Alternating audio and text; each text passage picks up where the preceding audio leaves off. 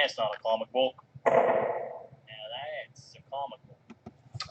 Hello everyone, how's it going today? I hope everyone is doing well. I need to turn this the other way in order to turn it off. So I'm a new live streamer that I've been working with, been working out some bugs. So I'm going to give just a minute or two for people to show up.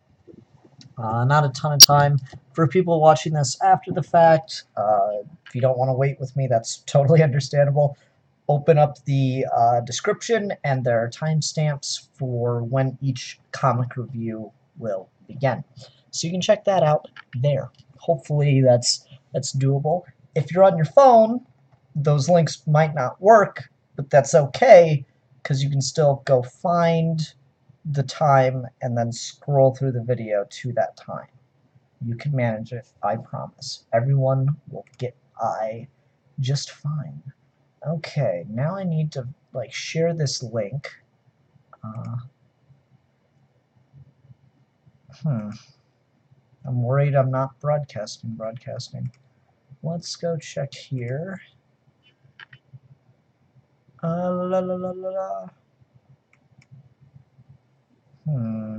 This is troubling. What do I do? Just in case.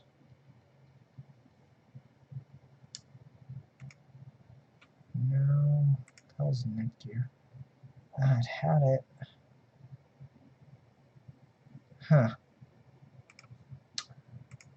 People watching live, can you get in the chat real quick? Tell me, make sure that I'm broadcasting just fine. You can hear everything I'm saying.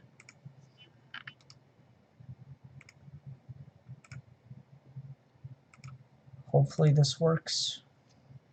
It's hard to tell with some of this stuff, unfortunately.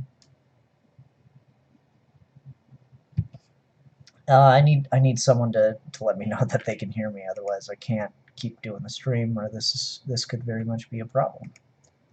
I'm not sure if this may be a speaker setting. My speakers aren't making any noise. Interesting. If I just were to open up a random YouTube video, would I be able to hear it? There's a question for you.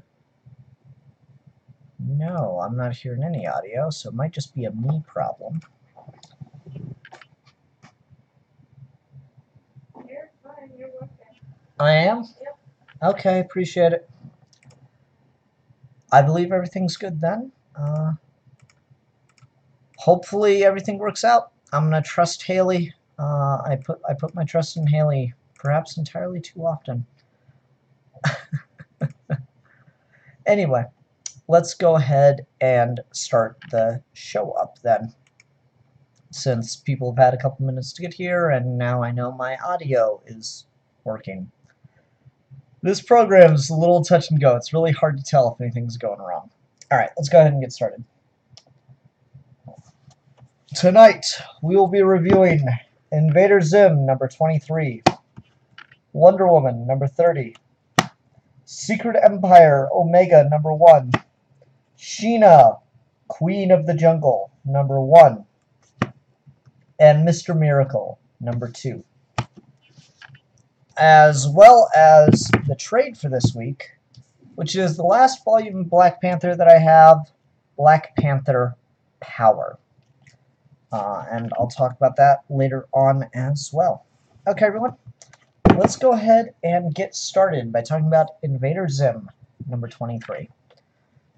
So this is interesting and fun and kind of silly, like you would expect Invader Zim to be. It really kills me how the art style is still just right out of the show. There's very little done to differentiate it. But what's really neat, and you might not be able to tell on camera the way I show off art, but I'm going to try to show you. If we look really, really closely, how do I do this? Okay. If we look really, really closely at Zim, you'll see a lot of clear lines.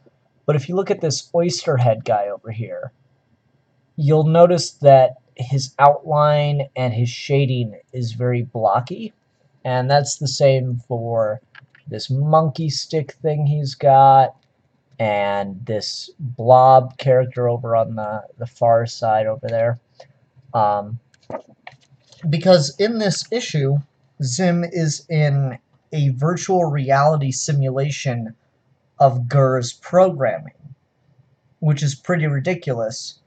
So I think it's really interesting that they rendered the art of the characters, except for Zim, in kind of a pixelated 8-bit-ish style. It's obviously more than 8 bits, but like it mirrors that idea of the 8-bit shader and character creation. So I thought that was pretty neat. That was pretty clever.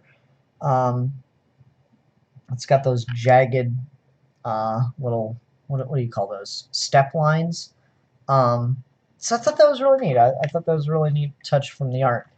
The joke of this issue is pretty much Zim marveling at all the kooky, crazy bullshit that goes on in Gur's brain. Just nothing makes sense because it's Gur. So there's like things that shouldn't be where they are. Like Zim's trying to run away from some evil guards, and he's like, "Oh, I'll take the subway," but then the subway like comes alive and hugs him.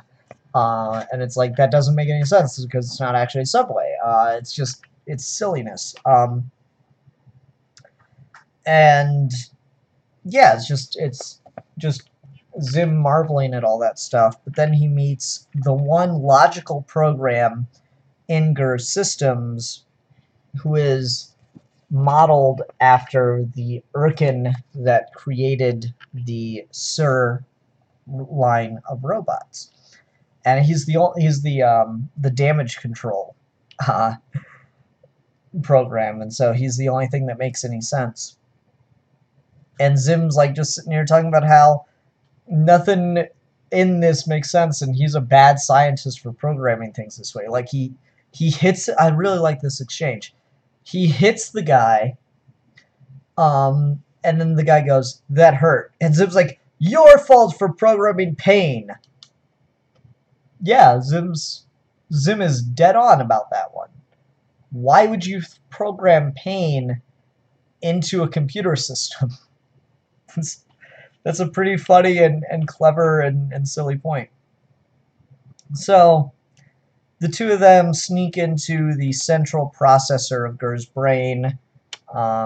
This is probably the better example to go to for that squared pixelated shading because it's all over him and he's really big. But they go into Gur's brain to try to find the virus, and Zim makes a mistake and betrays the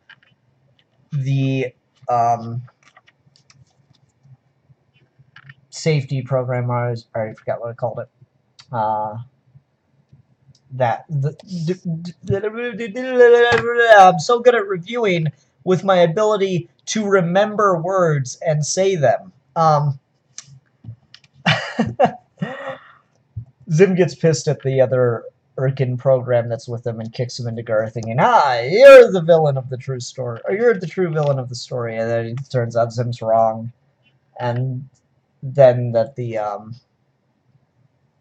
other viruses inside of Gur's mind actually are there to send him a message, and that message is, "Come find me, coordinates," and they're the coordinates.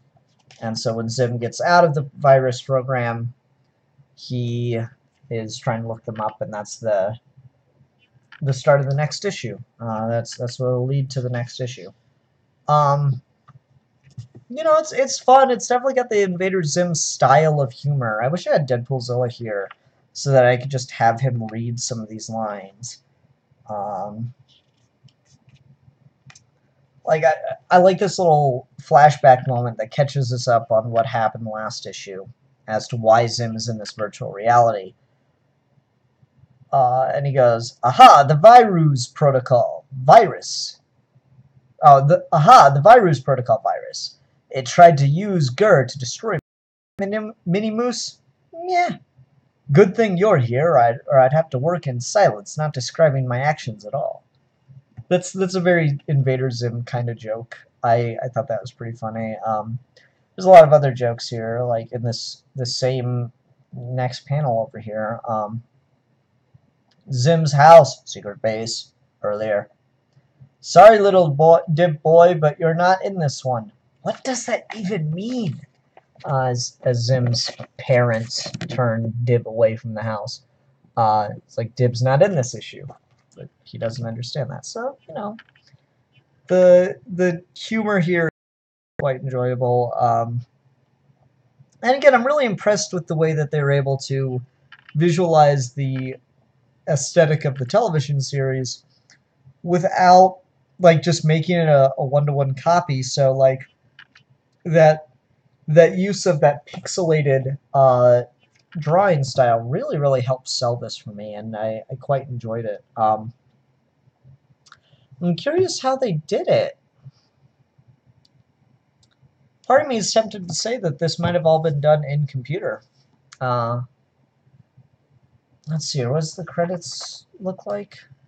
I mean, you know, it's not too hard to just draw a freaking jagged line, obviously, but at the same time, how many people could do that consistently freehand and have it look as good as this? I'm no artist, but I'll try. Drawing time with Ian is quickly becoming one of my favorite segments on this show. I realize I don't talk about art enough on this show. I tend to just talk stories, so I'm making an attempt to do more art-based discussion. I guess I should do that bigger so you guys can see. Yeah, but I'm trying to do more art-based discussion, and sometimes I feel that drawing stuff out just helps to, like, be a medium for that as opposed to trying to just talk about the visual. So there's my attempt at drawing a jagged line, and I'm not going to say this is perfect, but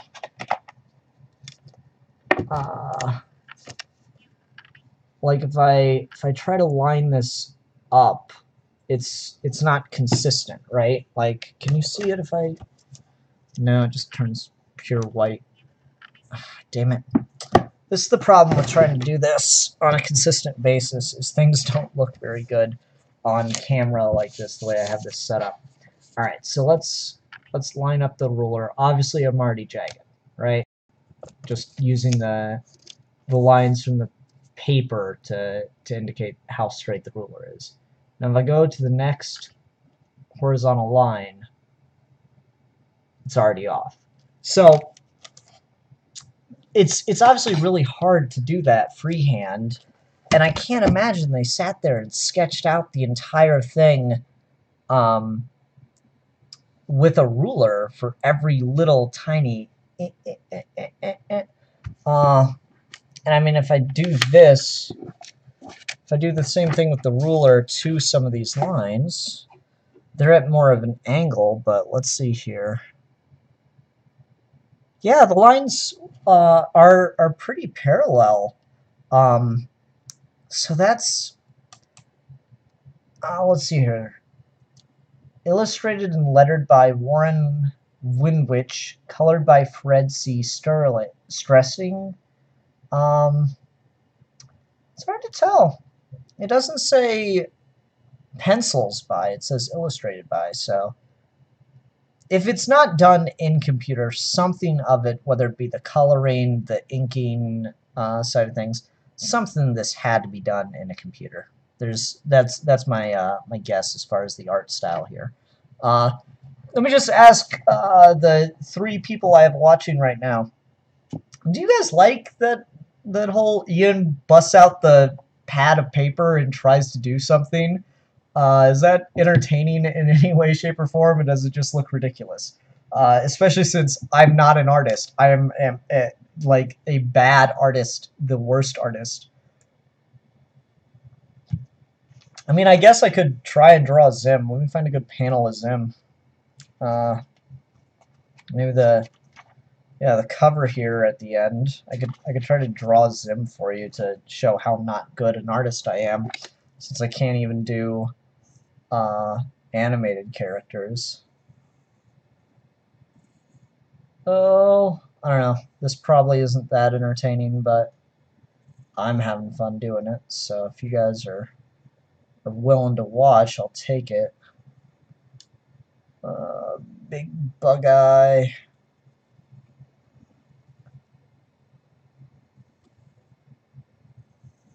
I don't know. This is turning out alright. Another big bug eye.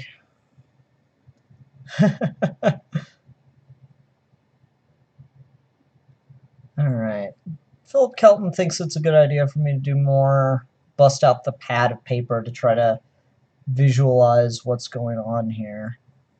I mean, I don't mind doing it. It's kind of fun to try and do some more artistic stuff on stream, and it gives me a better way to talk about the art. I just don't know how entertaining everyone else would find it, and if this is like good streaming. Like it's certainly unique. I'd give myself that. I will give myself that. It is certainly a unique thing to do. Let's see here. Big open mouth. That mouth got really screwed up really fast, didn't it? Outline on the open mouth. I mean, I'm having fun doing this. If you guys like it, I'll keep going. Here's my attempt at doing Zim based on this image and the cover on the back.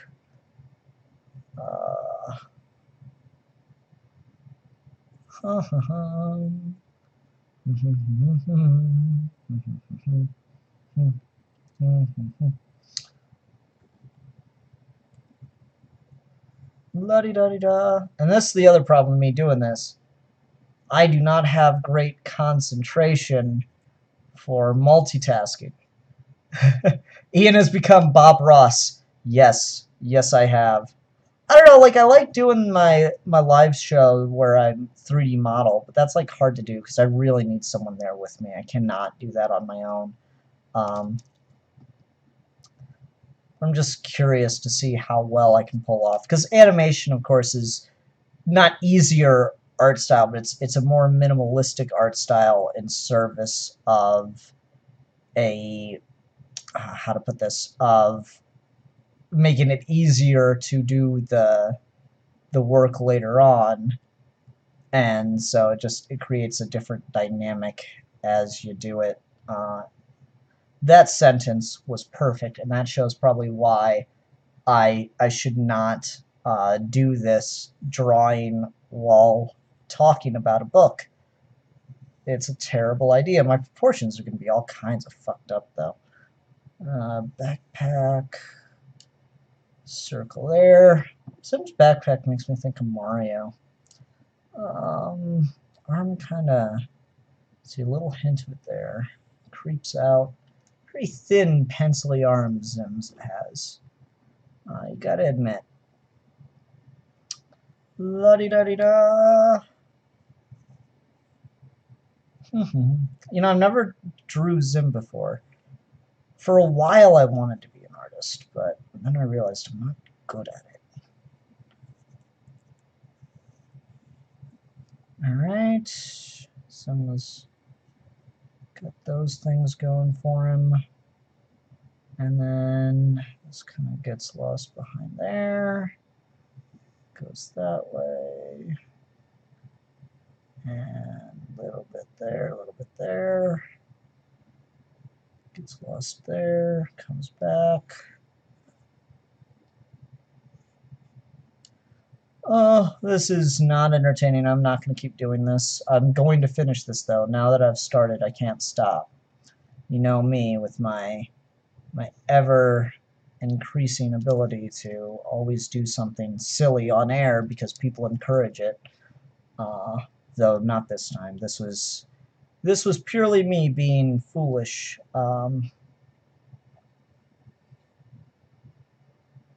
Foolish me. Foolish human child.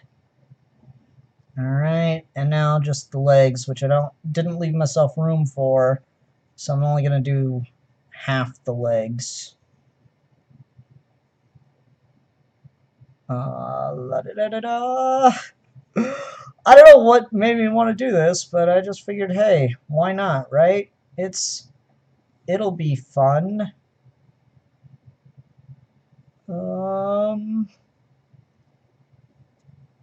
Okay. So here's the cover that I attempted to do. And here is my attempt at it. I don't know. I'm not going to say that's good. It's definitely not good, but I'm reasonably proud of myself because I expected to screw that up a lot more than I did. Philip Kelton's asking about the Mr. Miracle picture he made. Thank you for that. That was really cool. I liked it.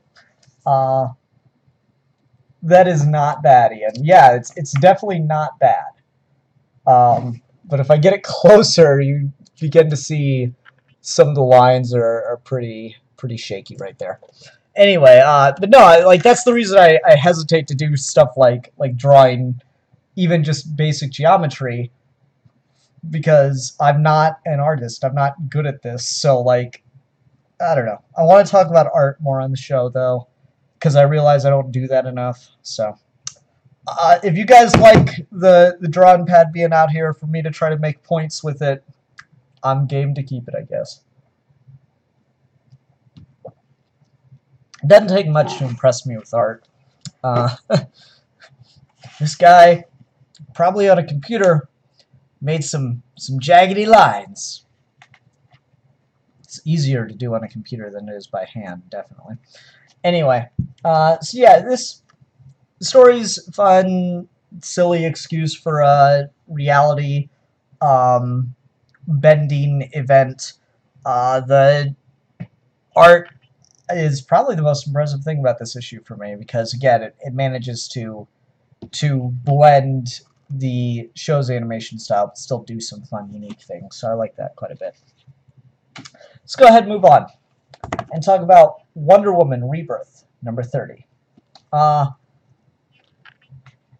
Okay, so like the thing that I was really hesitant about in the second issue of this arc, Heart of the Amazon, was Wonder Woman had her genes stolen by a doctor in the military unit she was working with.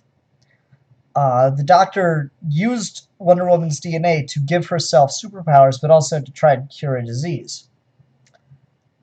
And the way Wonder Woman defeated her was to wrap her in the lasso of truth, and since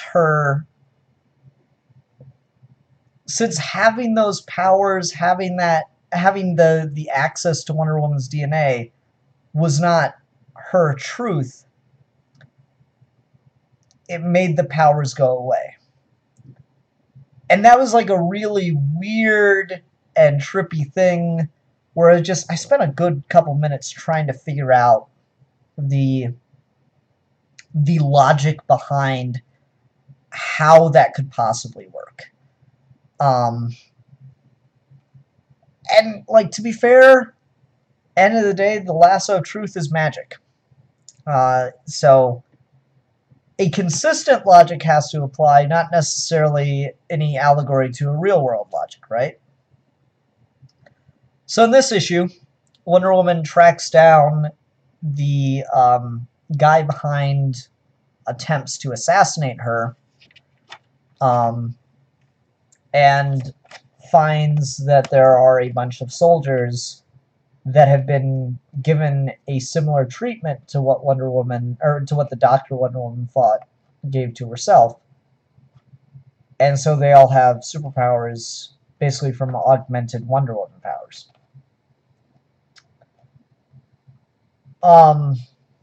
Now Wonder Woman fights with these people and gets some help from Etta Candy and Steve Trevor and yada yada yada. But it all kind of culminates to this moment. She goes out to a field, they surround her, and then there's a Harley Quinn 2-page ad.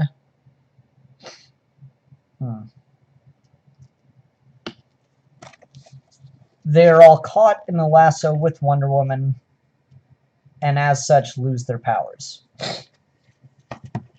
So the logic here is consistent. The lasso is consistently able to take these ill-gotten superpowers away from these people. Again, I'm just sitting here kind of going, how does that really make sense? Like, I'll read the narration here. He enhanced these people at their deepest level so they could combat the weapons of man. But perfected cells could not stand against the perfect. A lie lurked within their genes. The lasso corrected it and returned them to the truth of their humanity.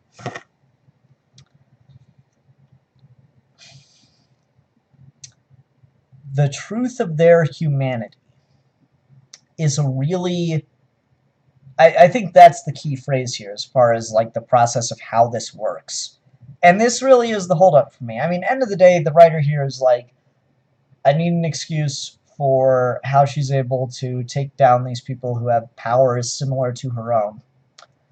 And she's got the lasso, which is a magical object. So the lasso nullifies and removes these powers. That's the get out of jail free card. All right? How much sense does it make for the lasso to be able to do that? The lasso's always been relatively passive as far as neutralizing a threat goes, as far as I can remember. Like, I mean, when she actually uses it as a lasso, as a weapon, definitely not. But, like, in the lasso's magical capabilities, it's been more about getting information, finding out things that people are hiding, that kind of stuff. For the lasso to nullify the threat, the thing that makes these people a threat, for the lasso to take that away from them, is definitely new ground as far as I've read with Wonder Woman. And I like the idea of it being able to do that, but it opens some really weird questions for me. Like, okay, so does anyone who gets, like, experimented on and gets superpowers from it, like, can this be used against them? Like, can Wonder Woman cure Metamorpho? Or Resurrection Man? Since they both got their powers through unnatural experimentation, but they were humans beforehand? You know, I don't get it. It's a weird idea to me. In any case, the commentary about Wonder Woman's body remains interesting to me. You have this guy, this scientist, who's kind of behind all this evil planningness. You ever think about how valuable your body is? I mean, you must have gotten offers, right? Private security, paramilitary, and that's, you know, and then action, blah, blah, blah happens. And Wonder Woman says, I understand my value. You could never pay the price. As she kind of takes him down. Again, especially with the last issue, which dealt with, like, okay, so now there's literally a price on Wonder Woman's flesh. And this, I understand my value. You could never pay that price. Those are good moments. I really do like those. I just don't quite know the, I don't know, I'm getting a little held up on the logic behind some of this, but I'm quite enjoying the notions, the ideas behind a lot of it. Like, I really like the meta commentary, and I like the character development we're seeing for Diana here. My biggest problem isn't even really the plotting, it's just the logic of how some of the plotting works. Like,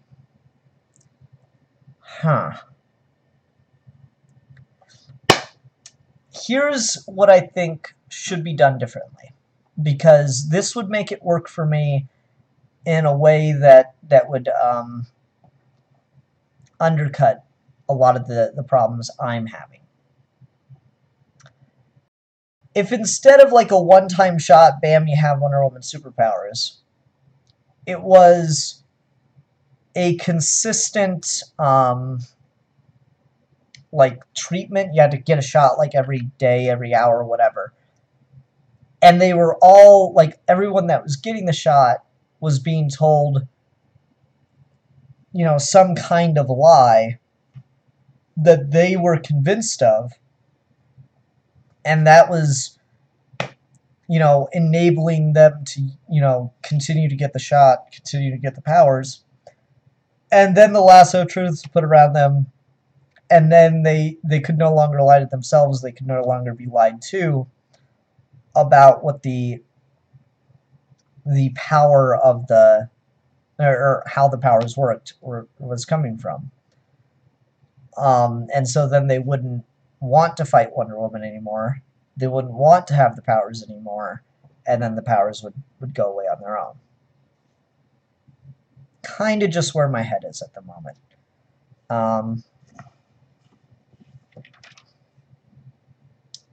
Let's see here. What else? Was this the issue that I was thinking about? The eyes? I think it had been. Yeah, this issue is. Talk about the art a little bit. I thought the eyes were a little creepy in this one. This may be a penciling thing or a colorist issue. Steve Trevor doesn't have any pupils. I get that he's at like a moderate distance, but he just doesn't have any pupils drawn. And same in this panel of Etta Candy and this woman down here. Like, it's hard to see on camera, but they don't have pupils. They're just whites of their eyes visualized for us. And that's kind of like consistent in here from time to time. Trying to find some of the other examples of that. I just noticed it both of those times, and I thought that was weird, but just the artist drew the eyes really tiny as a proportion of the face, which, I mean, it's not unrealistic, like, you know, there, right? Well, not even that. One finger I can cover up both of my eyes completely. And as long as I track them with them, no matter how I turn my head, you're not going to see my eyes. So, relatively speaking, it's a very little part of your face. So, like, especially when you're back a distance, it becomes harder and harder to place the eyes, but more because they get too dark, not because you only see the whites. And so I found that odd. What I think it is either the penciler didn't draw the pupils or the colorist didn't color them in enough or something. Like a lot of these, you know, you look at the eyes in a lot of these panels, they just have the black lines there. So I thought that was an interesting little lack of detail. The art style switch? No, it's all one penciler. Some interesting use of paneling here. I like this page, the way it lays out its panels. I thought that was cool. It's like a shattered glass in front of this case containing Wonder Woman's blood, and so they use the cracks in the glass to do the panels. It's an old trick, but I like that a lot.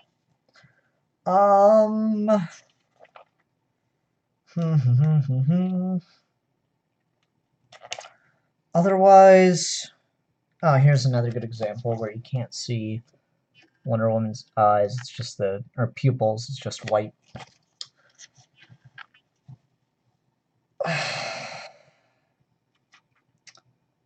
There's one other line exchange that I really liked in here. Let me find it.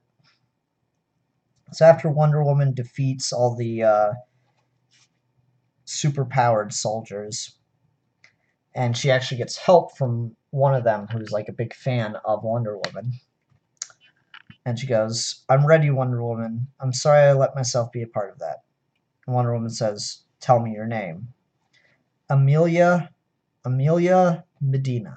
And she holds up her arms, surrendering to Wonder Woman. Put the cuffs on me kind of thing. Lovingly submitting. Oh, cleverness. Wonder Woman says, Amelia Medina, you will save lives, you will help people, you will spread hope, and you will do that not as a super soldier or as a Wonder Woman, but as Amelia Medina. I like that quite a bit. That's, again, this is the distinction between Wonder Woman and Superman, Batman, all those characters, is Wonder Woman embraces forgiveness and caring to a huge degree. The issue ends with a bit of a cliffhanger to possibly bring this evil scientist guy back, as, two of the super soldiers who had their powers removed sneak him away in an ambulance, saying that he's going to get them superpowers back. And that he's taking orders from them now, so the power dynamic has shifted. And then we go to Wonder Woman at home. Steve Trevor makes cookies, chocolate chip cookies, god damn it. They better not be raisins. And Wonder Woman takes off to go look into some more stuff, because she is free. Yeah, cool issue, solid. Again, it's that one particular thing about how the hell the lasso is working that's kind of holding me back on this one. Alright. How's everyone doing in the chat? Y'all good? All three of you?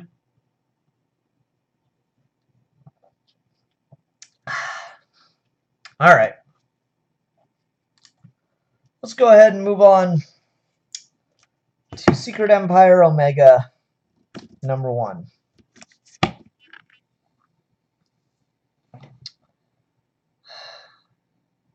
Just when you thought it was over, it wasn't.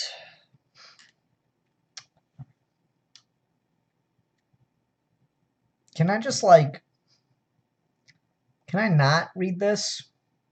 Is that an option?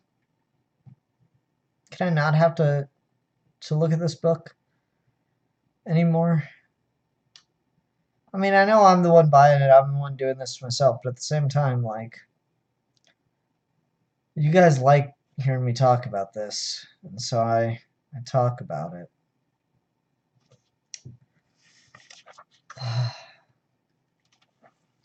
Okay.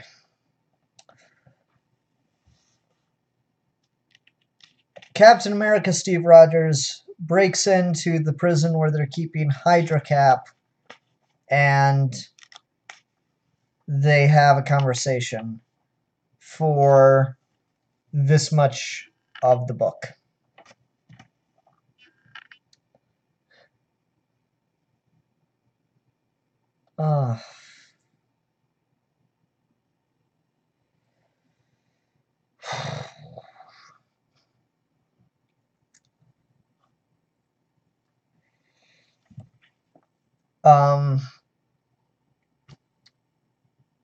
When they're talking about, or what they're talking about,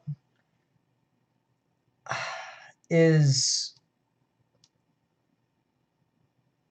Nick Spencer really likes his big, long speeches, but, there's no poetry to them.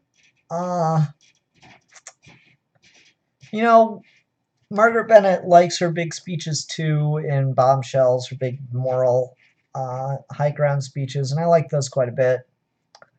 And characters certainly go on frickin' monologues in that book. But this, everybody talks in monologue. It's kind of ridiculous. And there's really no flow. There's no there's very little to draw you into just the way that this is written, the way that this is verbalized.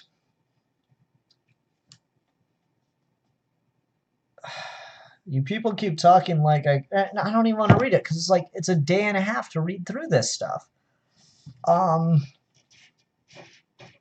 So like there's this really dry discussion about how they're having trouble charging Hydrocap with a crime since everything he did was legal. Because he was legally granted, or he was legally put in the position as director of S.H.I.E.L.D. He was legally granted the powers that he used as Hydra Supreme, and for every action he committed while he was Hydra Supreme, he had the legal authority to pardon, so he pardoned himself and everyone working under him.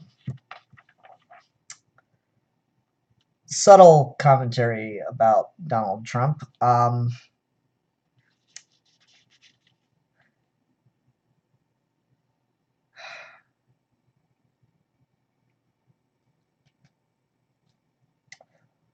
I don't have a lot of comforts these days, so demonstrating that hypocrisy is something I'll take. These laws aren't worth the paper they're printed on. It's just about them having power and the good soldiers they deceive into helping them keep it.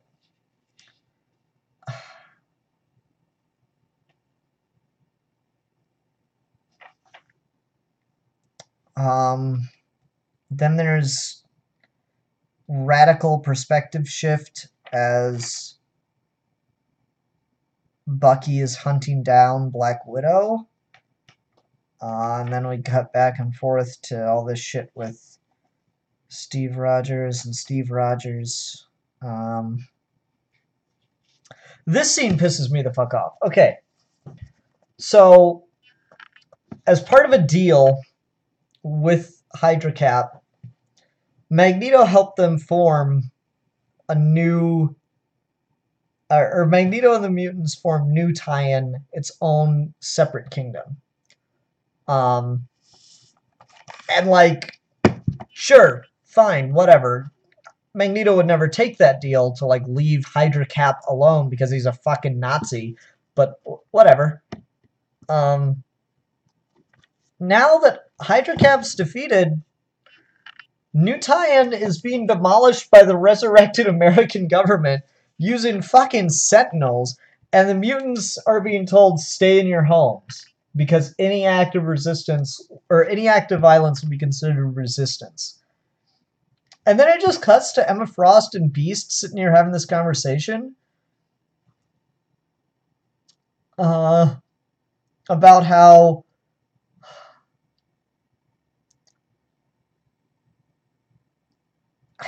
I'll just fucking read the conversation. Ambassador McCoy, for now, Emma, New Tie-In's negotiated surrender is not yet complete. So you're saying there's still time to declare war? Given that the U.S. government is back to full strength and all of the Avengers have returned from space or what have you, even with S.H.I.E.L.D. dissolved, you don't like the odds. It's funny. I told Steve Rogers no mutant would kneel. Clearly I only meant to Hydra. The world is celebrating. They've defeated and overthrown fascist rule. They don't seem to understand that mutants always live under it. Not always. You should be proud, Emma. For however long it lasted, New Tie-In was the homeland mutants have dreamt of. All built on a lie. Perhaps, but an inspiring one. A glimpse of what we could have, what we could be. For a generation of mutants, you've given them the map to someplace better. I have to believe there's something of worth in that, something history will smile upon. Yes, and when those history books are written, blah, blah, blah, blah. So, like,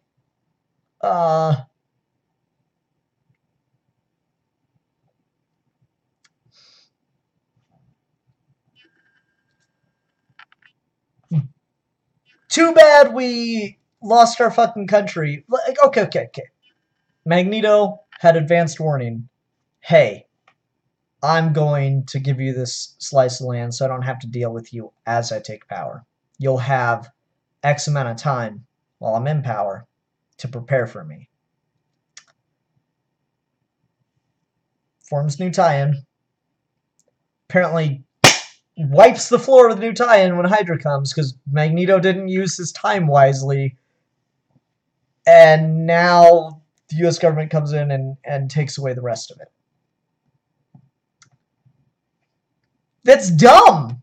Like, this should be a long-lasting thing that mutants were given legal... Like, you literally just talked about the legal precedent that Hydra Cat didn't do anything legally wrong. He was in legal authority for every decision he made. And so, legally, the mutants had new tie-in. Like, they were granted that.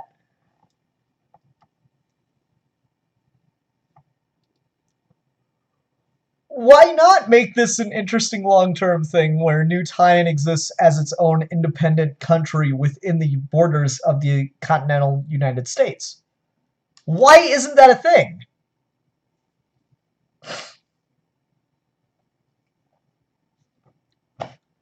That is infinitely more interesting than the, well, we tried. At least the future generations of mutants will, eventually maybe get their own country back. We could maybe fight for the country we have now.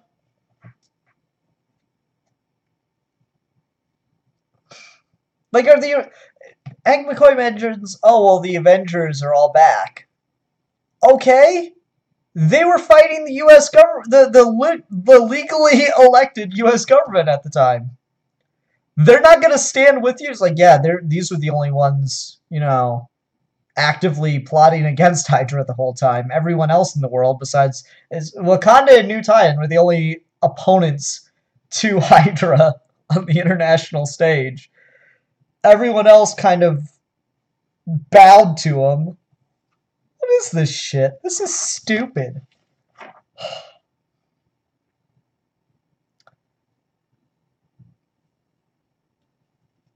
I don't even know. And then there's just endless conversations about all this shit. Just like, look how much dialogue is on these pages.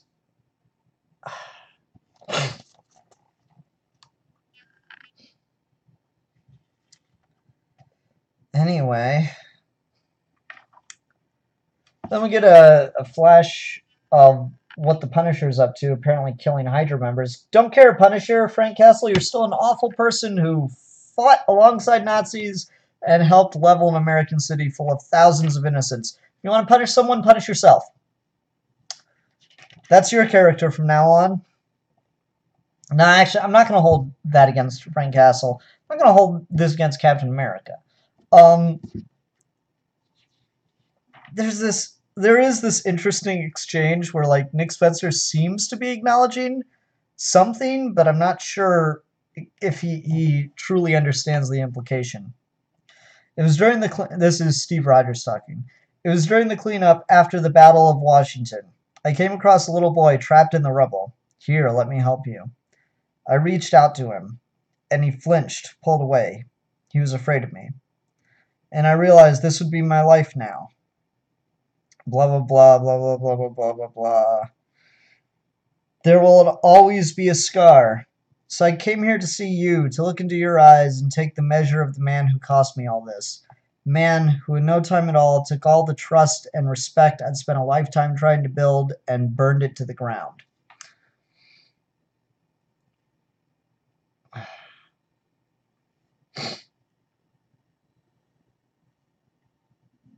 Okay, so I've talked about this. This is forever going to be an infamous thing that Cap has gone through. This story will live in infamy to do great American speeches.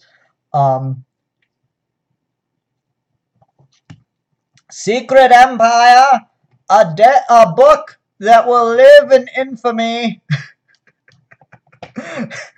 Man, I should do the rest of my review in my horrible 1940s FDR accent. Leave comments if you think I should do that.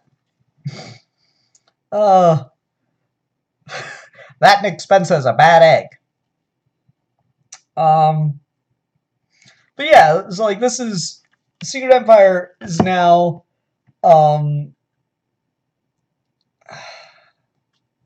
is now just this infamous thing that has happened to Captain America, and Nick kind of acknowledges that. It's like, yeah, this is always gonna be there for me now. Okay, everyone wants me to do this. Why do I do this? You guys know I'm incorrigible. Why do people encourage this shit?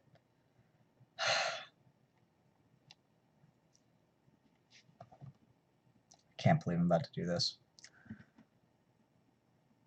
So Steve Rogers is now always going to have to deal with this kind of treatment and this cloud hanging over him for the rest of his days. That is quite troubling and really stupid. This is a just sad excuse for something to do to a character, and to leave him in this way. Frankly, it seems like they're just trying to set up Evil Cap as a future villain to be used again to replace Red Skull. Please, don't do that. Let us forget that this ever happened. Let us not mourn this day. Let us erase it from our memories. That is what I suggest. I do not see a bright future for Nick Spencer in the comic book industry. I do imagine that everyone will see him as the guy that turned Steve Rogers into a fucking Nazi. This is Sidbot 2, signing off. There. I hope you're happy.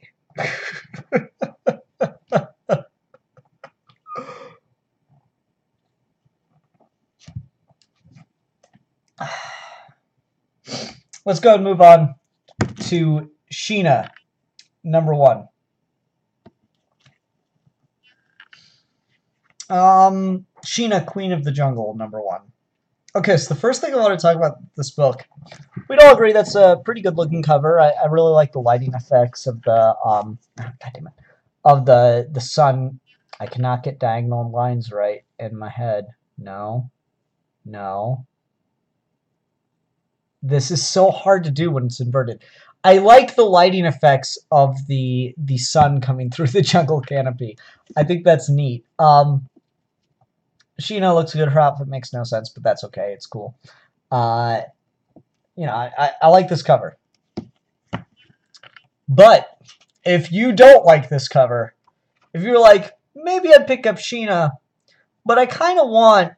I really don't like that cover, so I just don't think it'll interest me. Don't you worry.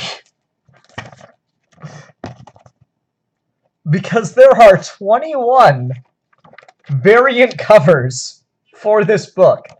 And I'm not talking about like variant like, oh, it's just the main cover and then like the pencils. Those are there. But there's the main cover.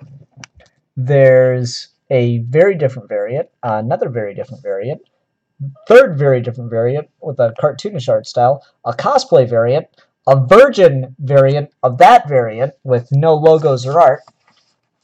There's pencils of the 2 main variant covers. There's version of the second variant cover. There's version of the main cover. There's just a blank cover. There's line art. There's, what's this one down here? Cover M Atlas Comics exclusive. Oh, there's a cover with just the Atlas Comics logo, and that's really the only difference. Is it's got less logos on it than the title and the Atlas Comics logo. There's different colors going on for the main cover. There's a gold foil exclusive cover of the main cover. There's yet another variant, pencils of another variant, version of another variant, and then just a completely different cover. This is the limited edition contest cover, which is limited to just 25 copies. So yeah, you have 21 cover options for Sheena, Queen of the Jungle. That's a little much. Anyway, so I've been crediting Bennett, but apparently this issue is also written by Christina Trujillo? Trujillo? I'm gonna go with Trujillo. In any case, what we're dealing with here is a group of mercenaries come to the jungle and threaten the lives of the villagers that Sheena is a part of because they're looking for a surveyor that their company sent out. Sheena initially attacks them, but is then told of the circumstances and says she's going to find the surveyor and send the mercenaries on their way. So then the rest of the issue is Sheena going through the jungle, thinking about and looking for the surveyor, tracking him, and then she finds him and scares him. That's the main story of the issue. This is a little two-dimensional for me. Like, I look at some of the stuff this mercenary says to these villagers.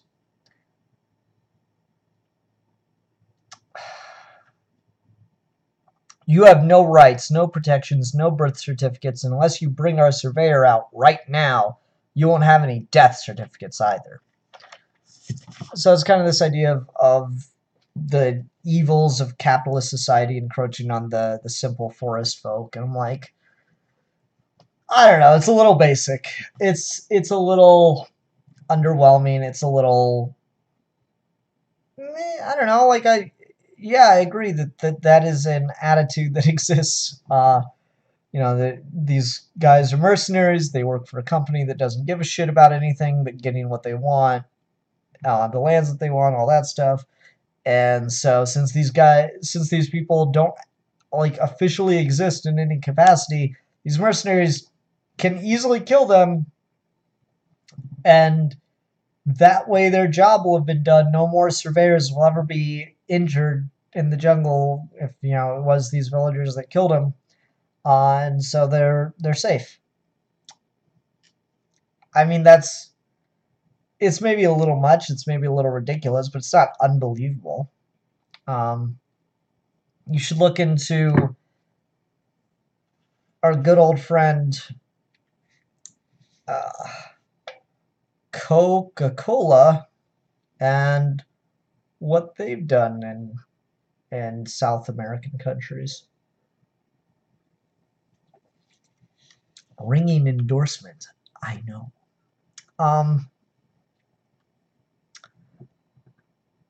It's that weird thing. Like, I am well aware of their shady-ass business practices. I'm still drinking Coke. Capitalism at its finest. Anyway. Oh, is it South American or is it African? I'm going to stick with South American. Might be African. I might be wrong. Someone fact check me. How's that? Anyway. But at the same time, I don't know. It's maybe just a little too simplistic. Maybe this is just an issue that's not super close to my heart. I don't know any forest folk, any, you know, villagers living the simple life. So this, I don't know. It had some impact on me, just not a huge one. I was kind of on it, story-wise. With the art, the coloring is a little flat. Who's the colorist on this book? Moritat and Casey Silver. So one of the pencilers is also one of the colorists working on this. I don't know. I look at Sheena here, and she's got a pretty flat, non-shaded skin tone. Like, that's the thing, is when you draw characters, and I've heard artists and animators talk about this, when you draw characters, here, break out the sketch pad again. See how this works. I should probably take the time to go invest in a proper sketch pad if I'm going to do this. Since I've got more people here, does everyone really want me to do, like, sketching and art and shit when I talk about art? So this is going to be pretty simple, but I'm going to just draw a basic little face here. Nose. That's too hard a nose. Let me round out that nose a little bit. Okay. All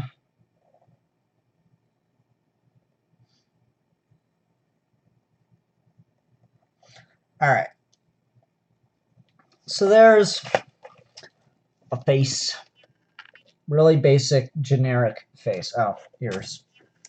Ears will help sell the... That's too pointy an ear. I'm bad at art. I'm bad at art. That's still too pointy an ear, but I don't care. That's a terrible ear. I gotta care. God, I'm terrible at this. Why am I doing this? Why? Alright, there we go. Symmetrical. Start right up there. Okay.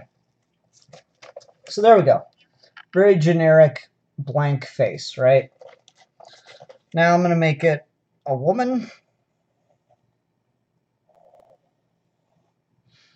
She looks like a witch with just this little bit of hair here. This is not a good woman. She looks like a creepy lady. That was not my intent.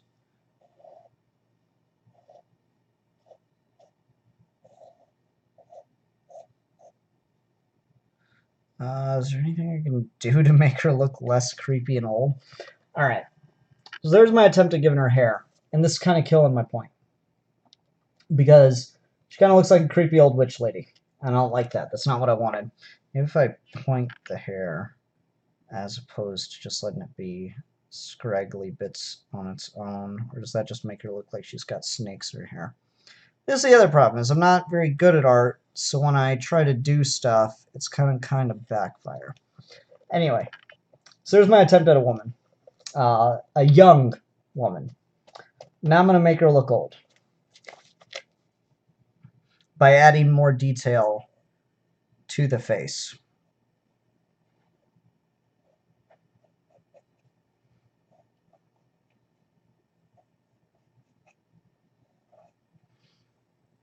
And here's the thing. You want detailed characters, but when you put too much detail into something, it has a tendency to make the characters, especially with women, look older. So I'm not even really trying to make her look old here. I'm just trying to add more details to, you know, a face.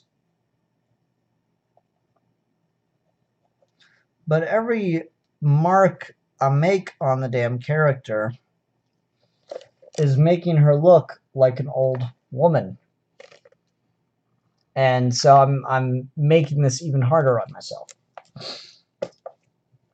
So when you're drawing women, it's just, you need to work with less detail. You need to get smoother faces, otherwise it looks, either you start to make them look really old or kind of ugly, and you don't want that.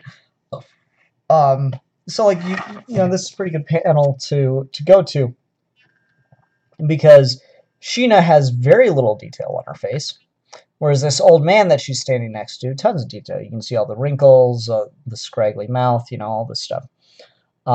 We look at the cover. Sheena's got very little line work on her face. It's mostly just that. But the way you can make a character look more complex is when you do different colors of shading. So like if we look at Sheena's face on the cover here, which I think is a really good cover, really good example, you see the bright light hitting her right here on the forehead. You see the contours of her face shaded differently, like this section, this cheek is darker, the light kind of moves down and around the face. breaking and fading away at the nose and top of the mouth. You have the lips are a very distinct and different color. There's just a lot of different shading with the color palette used. Come on, focus. On Sheena on the cover. When you look at Sheena's face down here, it's all one color. It's all one flat color. There's very little difference in shading there except for black for shadows.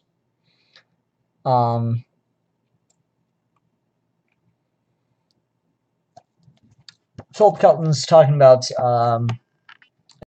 agreeing with me. He says, I think it depends the situation or the expression. Like, the Joker doesn't look older when he laughs. This is more directed toward female characters. Drawing the female form is a lot different than the male form. Like, the more lines you put on a man's face, it when you're drawing it, it tends to look more distinguished or allows for greater ability of expression. But when you do it to a female's face, drawing-wise, things tend to, like, it gets really hard to do a heavily detailed female face without just making her look ugly or old. It's a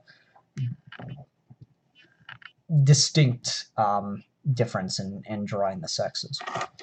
So a lot of artists just draw fairly, minimalist is probably the best word, female faces. And it's not just Sheena here. Like, you have, God damn it, my camera's backwards. You have this woman behind her, and she also doesn't have very much line work on her face. Like, there's painting put on using the different color palettes, and there's probably a small outline for where those were supposed to go as far as the penciling was concerned. But there's not that much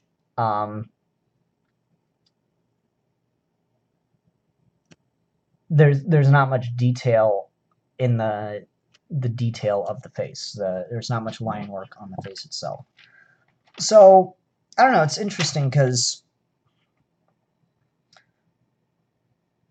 I think the shading is kind of flat. And then there's good coloring though. There's good lighting, if nothing else. Look at, it's like some of the page. Wow, it's really just massive shifts in the art style on some of these or the color style on some of these pages. Like, yeah, you can definitely tell two colorists worked on this when you look at it closely. Look at that panel. Very dynamic use of shading and color. Look at the panel beneath it. I love the lighting effect of the light coming through the canopy of the jungle. Look how flat and washed out this next sequence looks as she's in the jungle. That is very clearly two different colorists right there, and obviously two different colorists worked on the book. And again, really great use of shading on this page. Love look at the way, like, the light is going up her leg. Oh, God damn, this is so difficult to keep an eye on. If you look at Sheena's leg here, there's light traveling up her thigh and all this stuff as she's diving deeper into the jungle. And look, just the dynamic range of shading used on her skin. It's not all just one flat color, but if you look at the panel right here, her skin's all one flat color.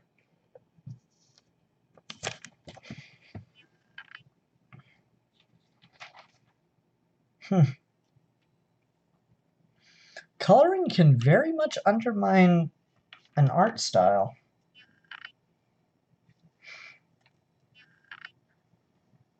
Like, I mean, even look at the faces here. A lot of detail and different shades of color used on Sheena's face there versus on the supposing page.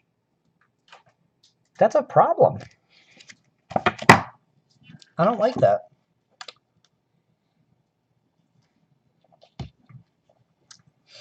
So anyway, you know, I love Margaret Bennett, and that's why I picked this up, because she's involved, and she very clearly has a voice for this character.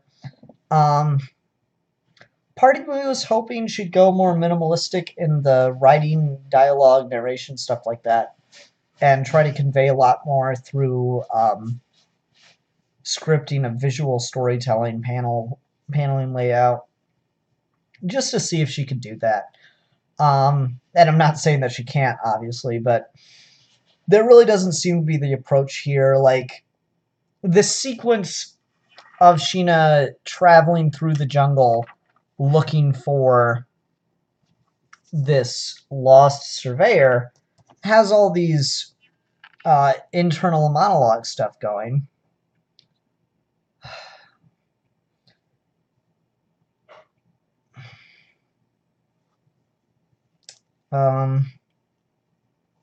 There is no hesitation in Surveyor's steps. He is either ignorant of the dangers that could befall him, or he feels as secure within Mother Forest as I do. What is this? Waste left here to rot. The county has no bond with Mother Forest if he would desecrate her beauty like this. And so, like, it's the sequence of her looking at footsteps and finding trash and getting angry and continuing to look for him. I don't know. I feel like that doesn't need to be explained to us via narration. I feel like that could all be indicated and implied in just visual storytelling and facial expressions. Maybe that's just me, though. So, like, unless people are, oh, Philip Kelton's asking about the dialogue. Because she lives in the forest and he threw away, this guy she's tracking threw garbage away in the forest. He was littering. So she's offended by that. Because it means he doesn't have any respect for the forest. I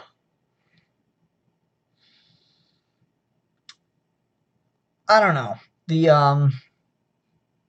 This book just isn't really doing a lot for me, so I don't think I'm going to continue to pick it up unless you guys really want me to. So if you do, let me know in the comments, but I'm not particularly interested in it, beyond just, you know, these first 2 issues that I read. Though I gotta say, if I could have gotten any variant cover, I definitely would have gone with the cosplay cover. I just like when comics do that. It's such a neat thing. Like, could you imagine getting to have, like, your picture on a comic book cover like that? That'd be cool. So I don't know. I'm not digging this a lot, but if you guys want me to keep picking it up, I suppose I could. Just let me know in either the live comments or the comments after the fact. It's up to you. But as is, I'm kind of on it. Okay.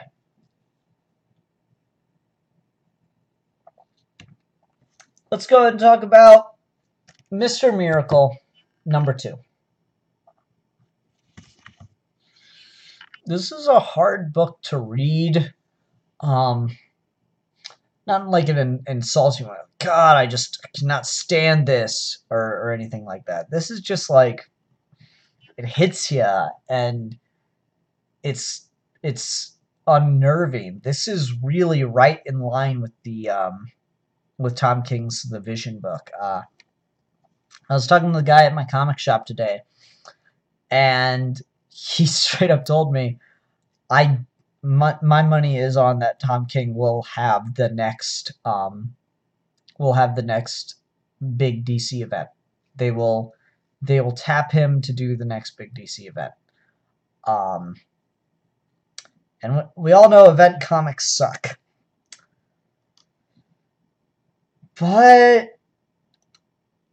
I've yet to read a bad story from Tom King. I didn't love or like particularly... That's not how I want to phrase it.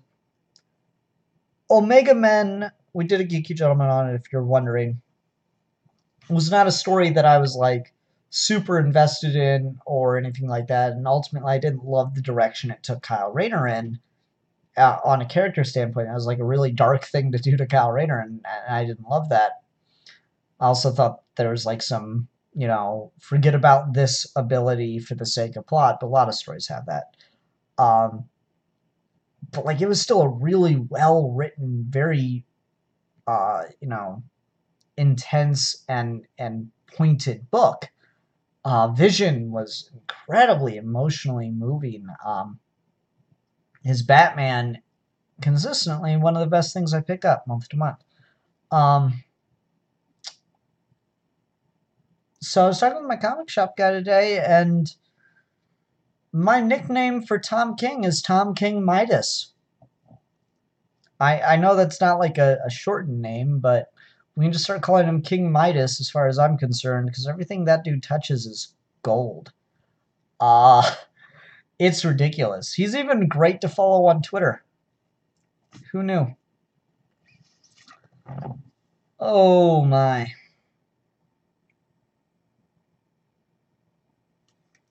I really like this cover too.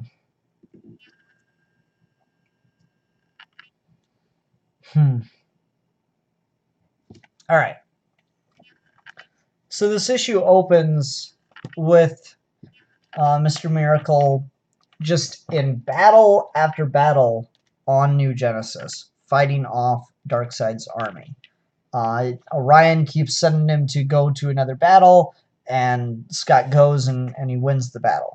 And then as soon as he's won the battle, Orion tells him to go to another one. And it is clearly weighing on the man to a ridiculous degree.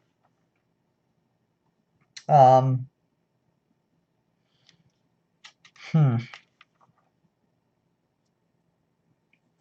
anyone ever wanted to see Big Barda's butt, there you go.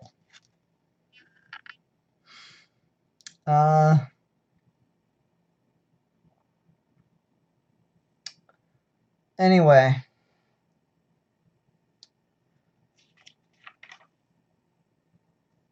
Scott and Barda are called before Orion, who is now Highfather, because Highfather was killed in Darkseid's initial invasion.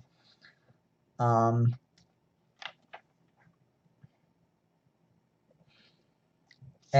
Orion gives Scott and Barda orders to kill Granny Goodness.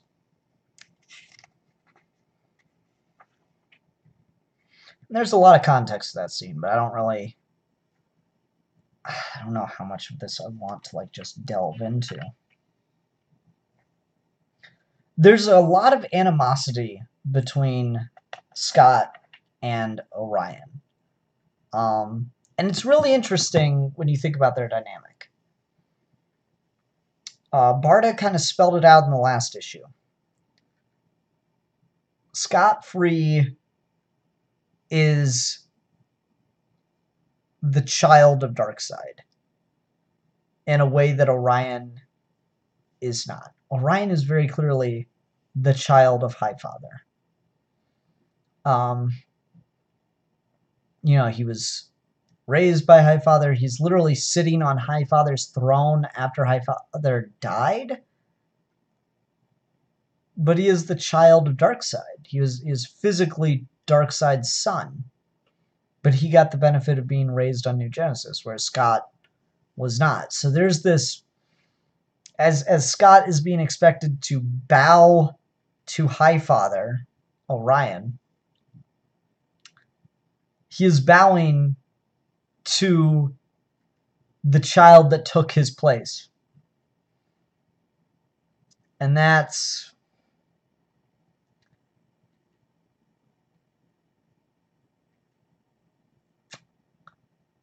That's hard to do when you think about it. Like, there is undeniably an underlying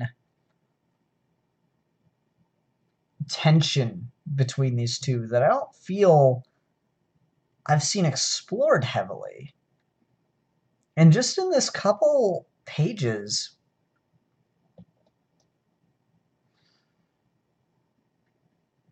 it's really, really tense between them. And all that really boils to the surface. But anyway, they're given orders to go fight Granny Goodness. In the middle of the night, before they're going to go out, Scott awakes and sees Metron. Metron telling him, "You are not to know the face of God." Keeps screaming that at him, is like trying to tell him. And Barda apparently doesn't notice Metron. And this is interesting because Scott's been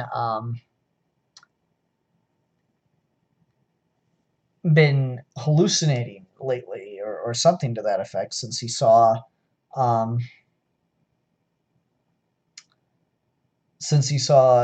Oberon in the last issue, and Barda informs him that Oberon's been, dead.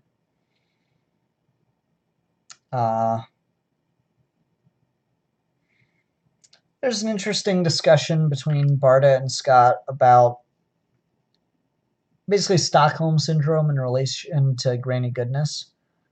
He's asking her if Barda ever liked Granny, and tells her about this time that he was strung up and being and meant to be left to suffer for an extended period of time, like 5 days or something.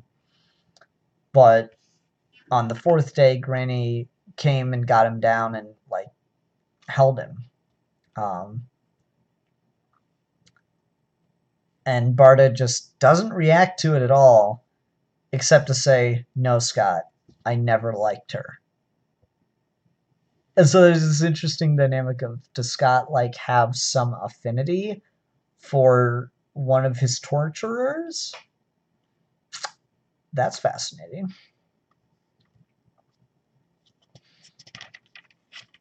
I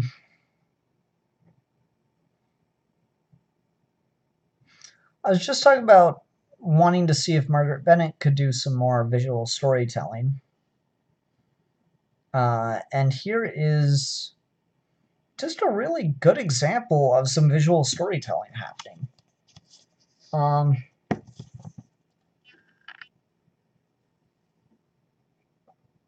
We have this 9-panel sequence of Granny just staring off into the distance with this unmoved expression. And then we get the boom that indicates a boom tube is opened up. And she begins to smile. And she maintains that smile as Scott and Barda approach her. And then she lights up. And she's like, "Ay, babies, oh my babies, come to Granny.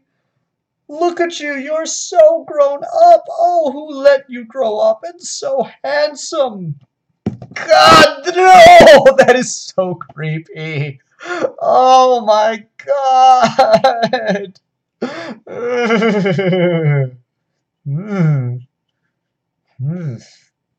Yowza. That is hard to read. Oh my word, I am frightened by the way King writes Granny. Unruly children are to be taken in the hand by Granny, is the way Grant Morrison wrote it. And, Grant Morrison wrote a great Dark Side, and he kind of got the New Gods better than anyone else did. King is writing Granny here in very much the same way that Bruce Timm did. Bruce Timm and Paul Dini and all them working on Superman the Animated Series, Justice League, stuff like that. This is unnerving and creepy. It's funny. The new movie, It, is out. I'll say, It in quotations so you know I'm talking about the movie It is out in theaters right now, and everyone's like talking about, oh, who did Pennywise better, Tim Curry or the new actor? I'm like, yeah, whatever, I don't really care. And it's unfortunate because Tim Curry had like a stroke or something, and so he's not acting anymore. But man, for the longest time, Tim Curry was my pick to play Granny Goodness. That guy, so creepy. I think he could have pulled it off. Anyway, so Scott and Barta are there on a mission of peace talks with Granny. And they have this creepy frickin' scene where they're all eating Jello, but Granny's starving one of the new gods to death, but having people eat in front of him. That's Stormforge. Is that him? Yes, dear, he led one of your armies against me. I'm starving him to death. But I like to have him watch others eat. It's so silly. Oh my, I hope that doesn't bother you, does it? Barta. I'm not bothered, Granny. I'm just hungry. Remember that time I didn't let you have water for 2 weeks, Barta? Goodness, you screamed and cried like a child, but you were already 4. Granny, please, Granny! You were adorable. Please, please, please! Ha! How the time goes by. It's true what they say about raising children. Long days, short years. It's so creepy. Tom King writes a really, really creepy ass Granny Goodness. That is hard to read. Here's a good page to talk about. I'm gonna go fucking panel by panel with this book at this rate. Here's a great page to talk about, because I had trouble reading this. I had to go over this a couple times, and this is King playing around with the way in which you read comic books. So I ask you, in what direction are you intended to read these panels? This page over here, ignore it. This is the only page you need to concentrate on. Obviously, you start here. There's very clearly a motion line which tells you to go across the page this way. So you get to this panel. Where do you go from there? Normal way you'd read comics, you'd go here. No, that's wrong. So we're at the end panel here. You go directly down. Then you go over and kind of over again, but you don't go down. You go over to the far panel, and then you backtrack and go diagonal here, and then you go over. That is a really confusing ass way to read a comic. Let me break out my pad and pencil, since that's what I'm apparently doing here. Oh, hey, look, I drew Granny Goodness earlier. Let's break out the pad and pencil and sketch out how that eye line is supposed to function. I'll try and do this with a straight edge, and I already fucked it up. I'll try and do this with a straight edge so it's at least a little easier to interpret the movement here. All right. Here we go. Almost got the 9-panel grid down.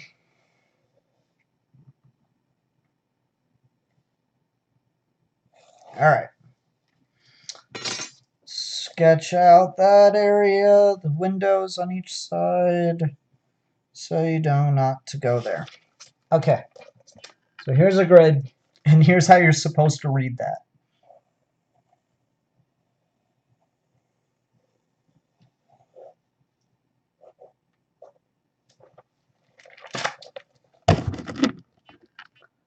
That is confusing as fuck, and it is purposely messing with the way you read. and that's inherently interesting. And I really, really like how that works. Because, I mean, it takes you out of it. Certainly, there's no denying that it takes you out of the story. But it's kind of meant to, and it just makes you spend more time on the page. Because, like, typically an action scene like this, or a scene, this isn't like a big catch in a plane kind of moment or anything, but this is a scene in which actions are happening and we are following the action on the page without any dialogue. An action scene like this you don't spend very long on. But in this scene, they're sneaking around the camp. They are trying to be quiet. They're trying to be stealthy. And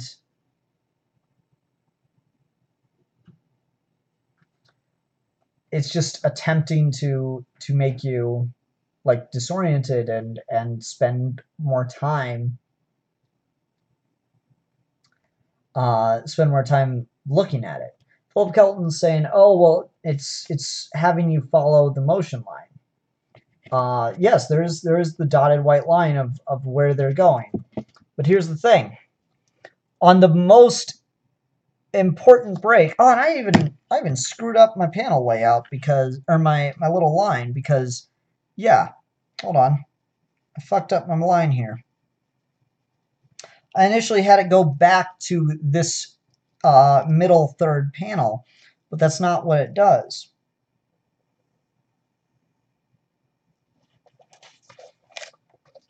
It undercuts that.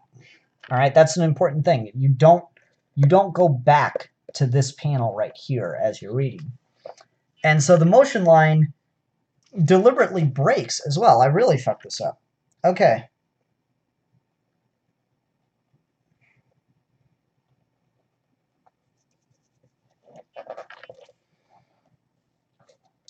This panel right here, the motion line doesn't exist there, though.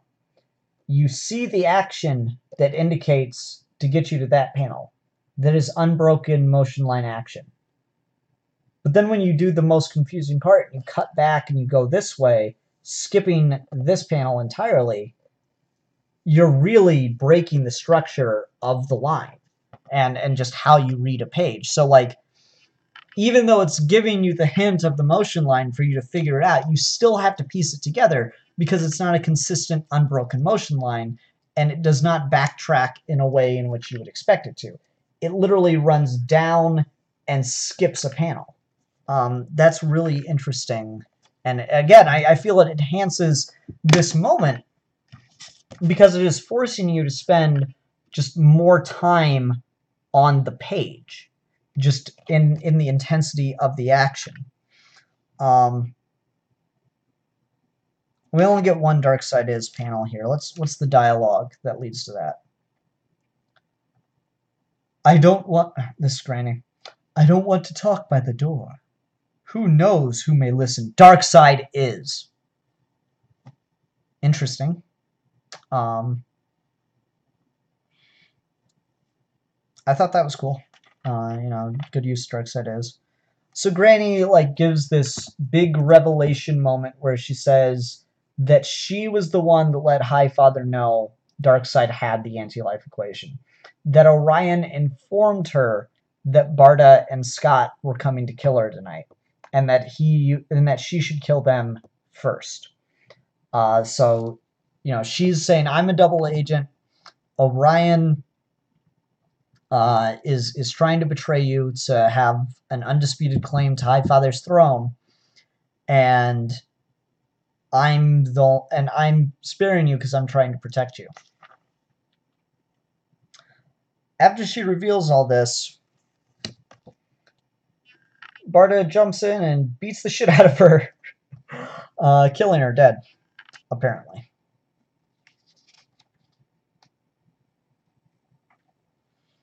And then Barda and Scott leave with Granny apparently dead on the floor. I like this little notion that Granny plants in his head.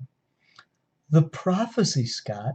It's the prophecy that compels them. Darkseid can only die by the hands of his own son. What is Why would Orion... Barda? The Prophecy? Darkseid's son? Orion is Darkseid's son. Is he, Scott? Is he? Or are you? That's playing on the tension that Scott's already feeling. And it is... Oof, that is harsh. Man.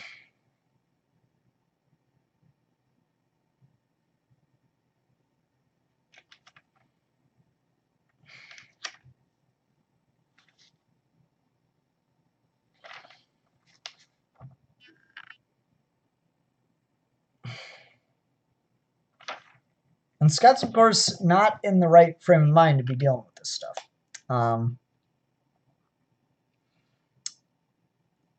And then we have King lifting dialogue, or not dialogue, lifting narration from the original Mr. Miracle run that Jack Kirby did. Just like he did in the last issue, just like he did at the beginning of this issue. I didn't mention that, but it's there. Hold it, dear reader, we're not done with you yet. It is said that the ultimate trap is the simplest trap. And what could be more simple than entering and leaving a building? For Mr. Miracle, this could mean defeat and death. You'll be mad about his exploits if you swallow the paranoid pill. So Granny comes with this possible revelation that Orion is trying to snuff out Scott in order to have a better claim to Highfather's throne. Right before Barda kills Granny, indicating that there's no way in hell that Scott's going to be able to ask her more questions about this. Right before they go back to New Genesis, where, you know, Orion is.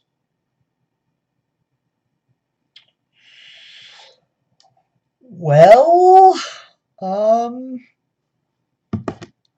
shit, fuck, damn. The paranoid pill? That's pretty dead on.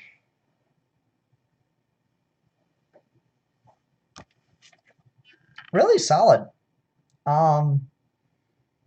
Really intense, really scary book. I want to talk more about the art, though. Really like this cover, particularly with the fire pits or smoke and fire in the background. Looks a lot like the old Kirby Crackle style art. Kirby Crackle, for those that don't know, is the way Jack Kirby liked to visualize energy. Oh, that's not even how you did it. The way Jack Kirby liked to visualize energy was to create... This just looks like a shamrock. I'm terrible at this. I'm going to go back to my other one because the outside wasn't how Jack Kirby did it, but the inside will be. Jack Kirby liked to visualize energy in a very particular way.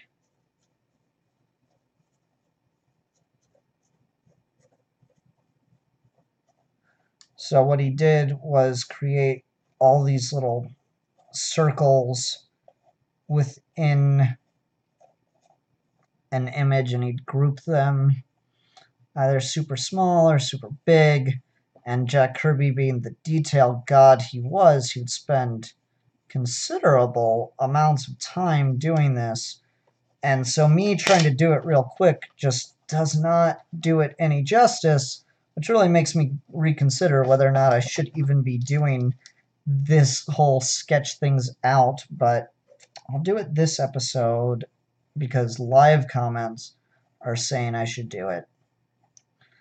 But I'm going to wait to hear what I hear from people commenting after the fact to see if they think it's a good idea. This kind of just looks like a tentacle, but that was the general idea of how Kirby Crackle would work, is you'd get, you know, a big cloud-looking thing for the energy beam, and then you'd have circles within it to indicate the the look of energy. I've actually still got some of those Jack Kirby books from last month sitting here. One of them, yeah, there we go. So let's see if we can find some Kirby Crackle by Kirby himself in the back here of one of these issues.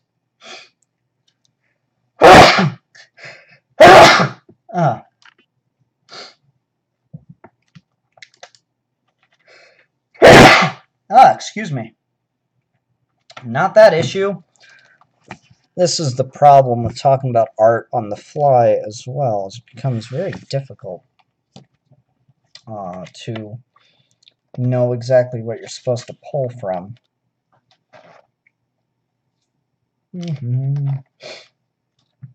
I don't have examples laid out ready to show you.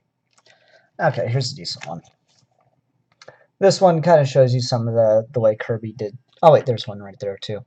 That's the way he did kind of Kirby Crackle. He liked to use that technique quite a bit, and it's a very effective technique. Oops, sorry, the Sandman. Very effective looking technique, and I always like that. So it's cool to see that on the cover. Who did the cover for this?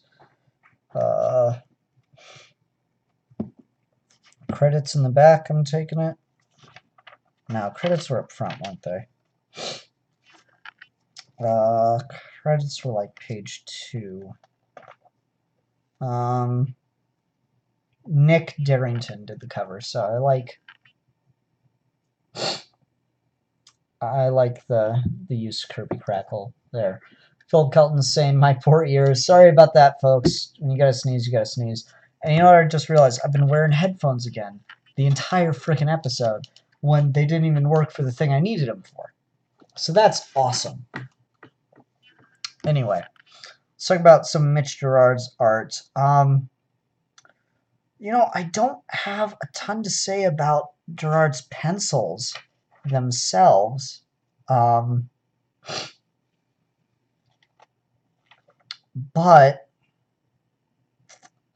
I got a lot to say about the coloring in this issue.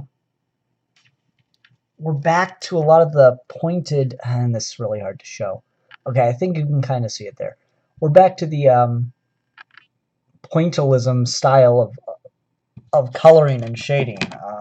Again, let's break out the old pad here. So here's a sphere. It was a really shitty sphere.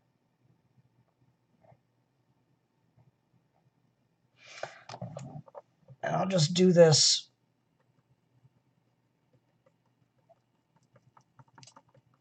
Old comics used to do this a lot. You look through a lot of the art on old comics and the way they colored stuff was to shade everything with pointed dots. Andy Warhol was a big fan of that.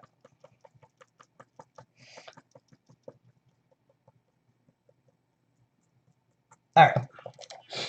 So, like, this is supposed to be a sphere. It's not a good sphere. But the way that it's shaded there with the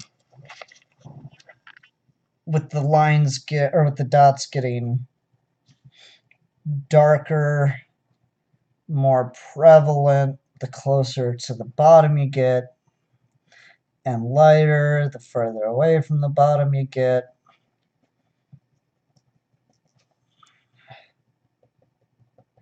Is meant to indicate lighting.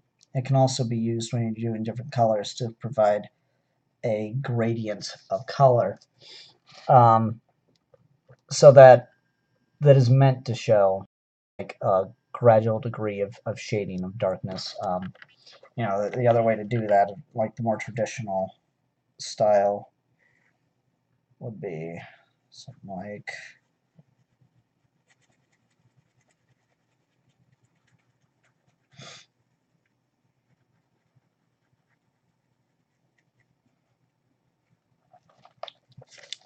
that's how you typically shade, is you just press harder, get more dense on the side you want to look darker, and get lighter, and yada yada. On the side you want to look lighter, but there's pointillism shading too, and when you do pointillism with color, you get just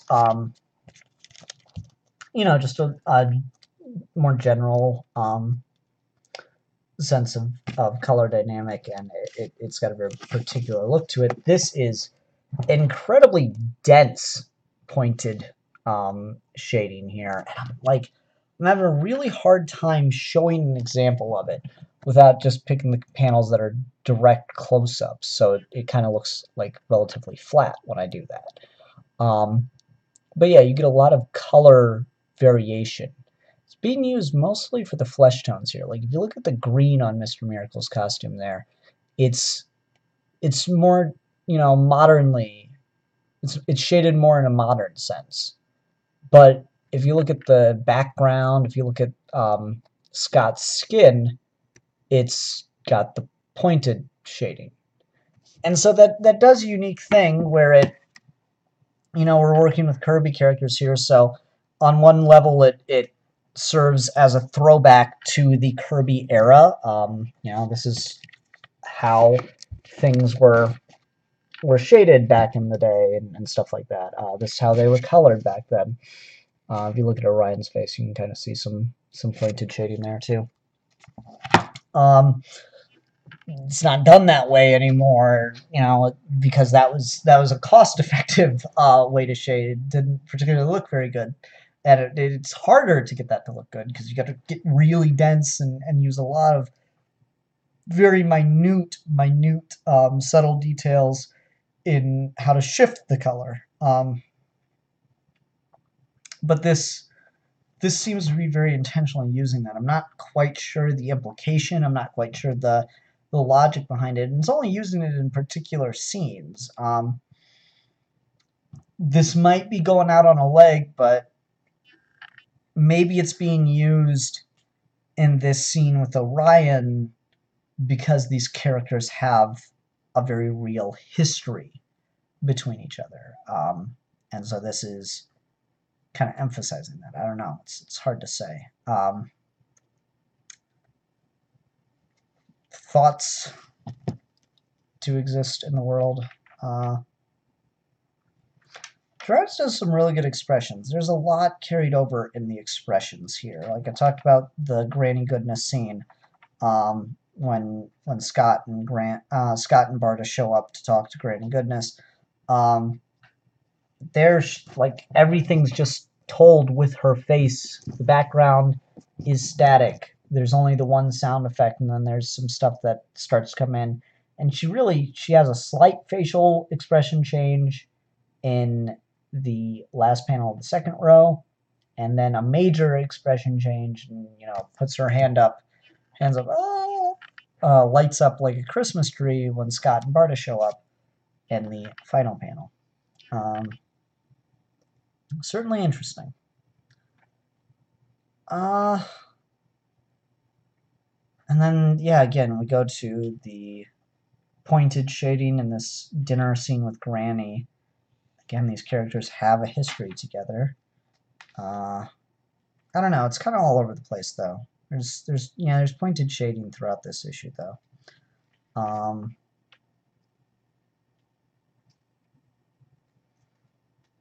I don't know. It's interesting. Definitely gonna keep reading. It's a great series so far. Really emotionally invested in that one. All right. That's going to do it for the single issues for this week. I hope everyone enjoyed that. I'm an hour and 48 minutes. Talking about art is certainly interesting. It starts to take up a lot of time. Whew. Didn't even talk about the art in Secret Empire. God, that was a bad book.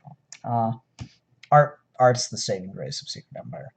But anyway, that's going to do it for the single issue discussion time. I'm going to go on to my trade for the week. I just needed a sec to collect myself, so I'm going to drink some soda, be quiet for a bit, and I'm not really going to be interacting with the live audience during the trade discussion. The reason why is that I don't want, fact of the matter is, the live comments do not stay visible in the stream itself. When you're watching the video, you don't see your comments.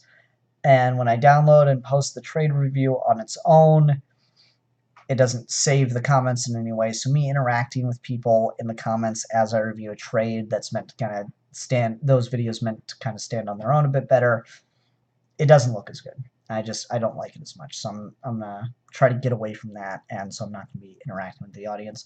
I noticed last week, after I ended the show, someone came in and was like, "Hey, answer my question." That had nothing to do with the book I was talking about.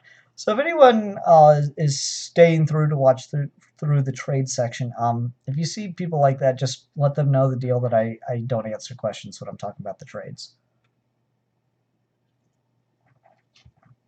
Appreciate it. All right. Hey, welcome to another episode of Trade Talk.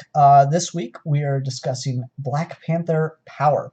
This is the final volume of Black Panther that I have. This will conclude the epic review of Reginald Hudlin's Black Panther run. If you'll notice, Reginald Hudlin's name is not on the cover of this because Hudlin only helped to write one issue of this. And you can tell.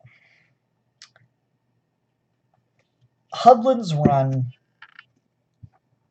its biggest problem was that it kept getting pulled away from things happening in Wakanda or things that were directly about Black Panther, the royal family, Wakanda, stuff like that.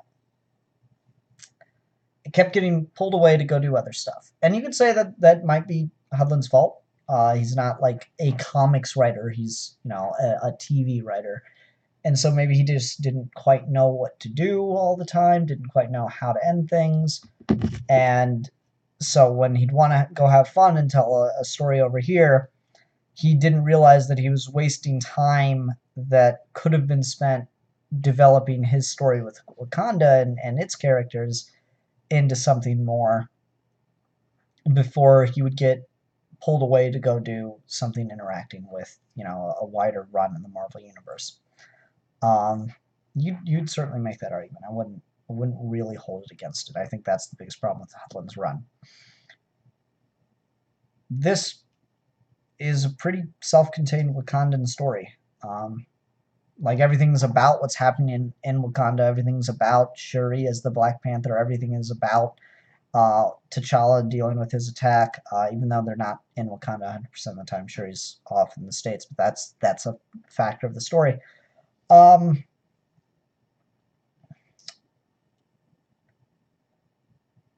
I don't like the voice that what's his name?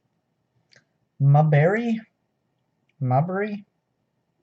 Jonathan Maberry, Maberry, has for T'Challa, has for Wakanda, or has for Shuri for that matter. I'm troubled by it. In this issue, you have all this pressure and outrage being expressed at the royal family for situations going on in Wakanda. You have T'Challa running around in the shadows training with the Panther's bodyguards to make them into an army to fight Doom bots.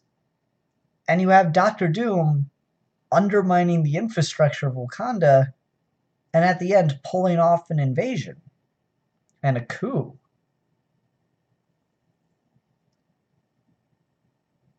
And I don't like that approach. I don't like that voice. I don't like that notion at all.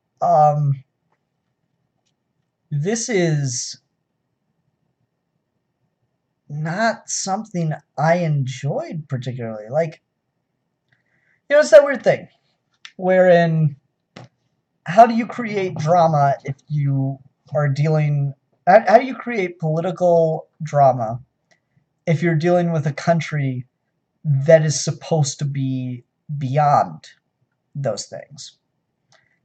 And Hudlin had his fair share of political intrigue and drama within the royal family. Like, you had T'Challa's uncle, who had served as the Black Panther until T'Challa took over, and he was lecturing T'Challa and saying, "You're making these mistakes here, here, here. You're doing this wrong." And T'Challa cut him off. It's like, maybe our connection as family is making you too comfortable in your role of an advisor and is making you forget who you are talking to. And, like, that's a really great, intense, holy shit kind of scene. T'Challa just used status to shut down someone disagreeing with him. Like, that's an implication. That's a scene with a lot of implication, with a lot of, like, oh my god behind it. But it didn't, like, undermine the values of the state. It didn't undermine the importance of the role and the symbolic meaning of the state of Wakanda. You know, the unconquered African nation that is more culturally and technologically advanced than every other nation in the world. It doesn't undermine that by having, you know, basic human internal struggles. It's like the Star Trek thing, right? Like, okay, the Federation is a utopia, but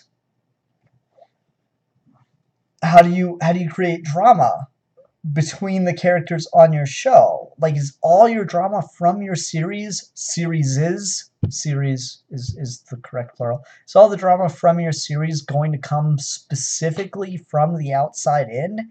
Doesn't that get kind of dull? And doesn't that create a vacuum?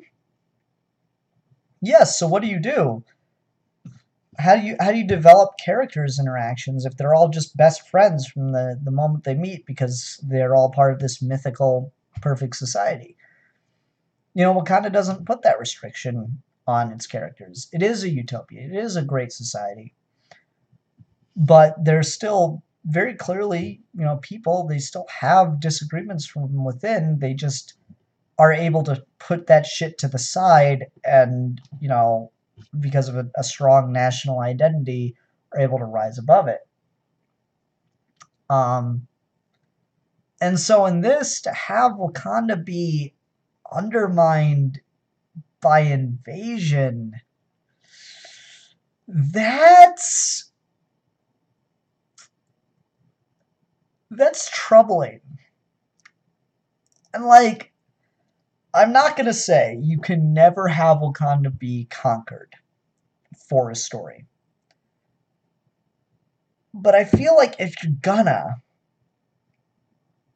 you really have to sell that this is it. This is the story. And having Doctor Doom do it certainly would seem to indicate that.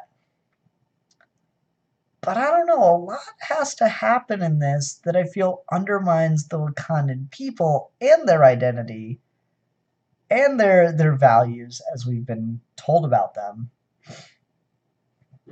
that I'm just not super comfortable with.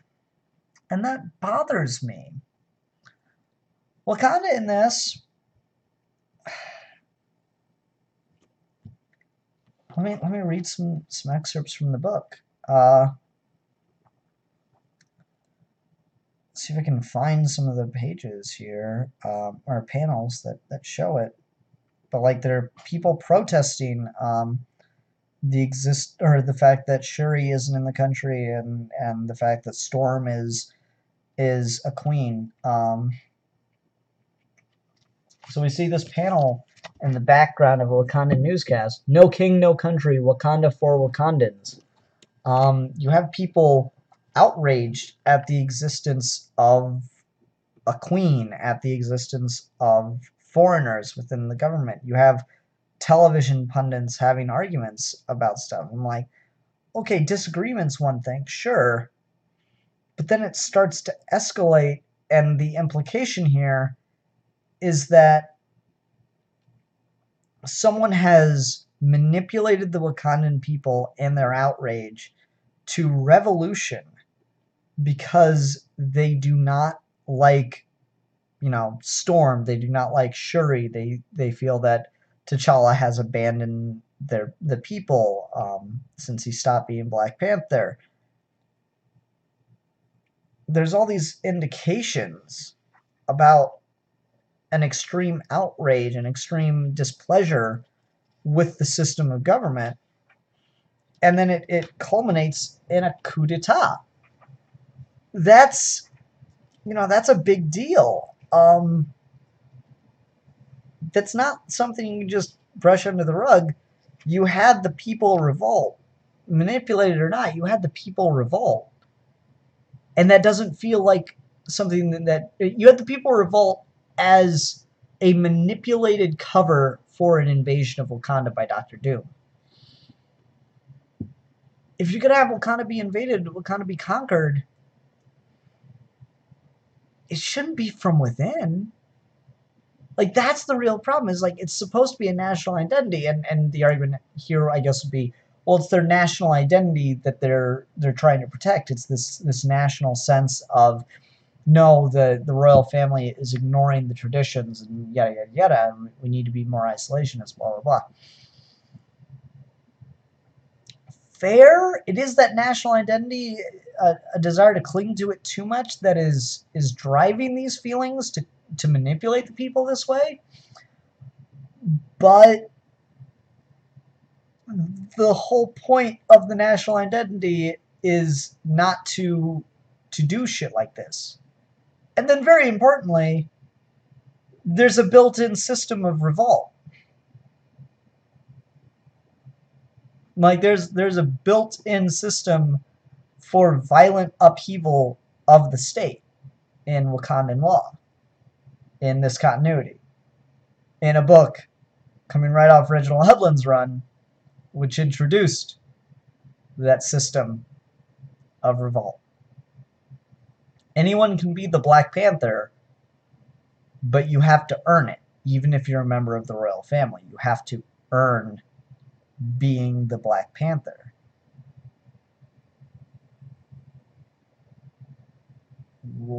Like, these are people with a common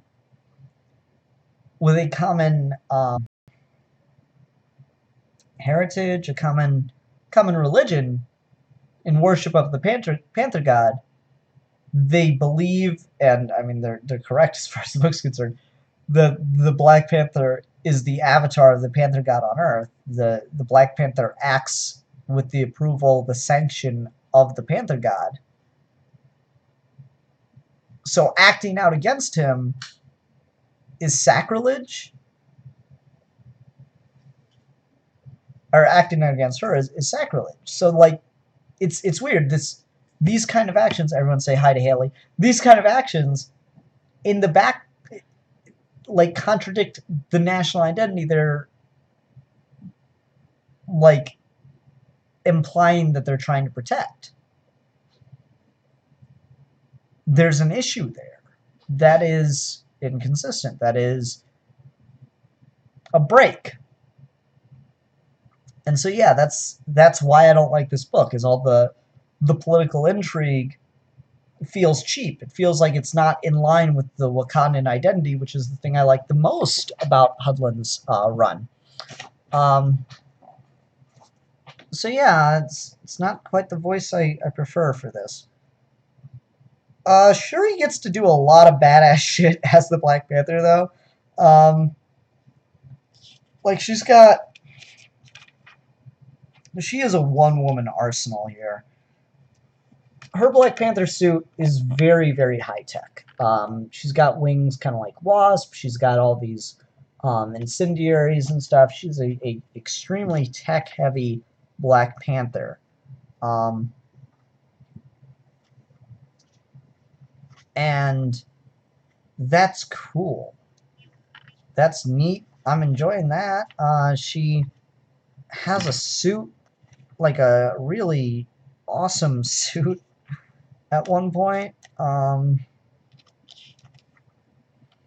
that she uses to fight Namor in. That's really cool. I like that. That's a cool look. I usually do not like Black Panther with a cape. I tend to resist that quite a bit, but Shuri's Black Panther costume has a cape that I really, really like because they give her the this piece of fur on top of the cape, and it's frickin' sweet looking. I love that hint of fur, the purple of the cape. That looks really cool. That is the only Black Panther design I've liked where I've seen a cape in the action of the panels. And she gets to do a lot of badass shit. She is stealthy. She's got a lot of cool fights. She fights Namor for an issue. She fights this lady with a electrified whip that's pretty neat. I'm enjoying the hell out of that. You definitely feel that she is just as physically capable of being the Black Panther as T'Challa, which is really cool to see. I'm just disappointed by the background story that I'm having a hard time enjoying that stuff. The art in this is really right up my alley, though. I love the different shading, the coloring, the designs of these characters. It's not photorealistic, but it is a very grounded art style that I really, really like looking at. There's just a lot of detail, a lot of great work put into the characters in here, and I think it looks really, really cool. Man, oh man. Too much fun. There's a lot of brutality in this. That's a great looking panel there.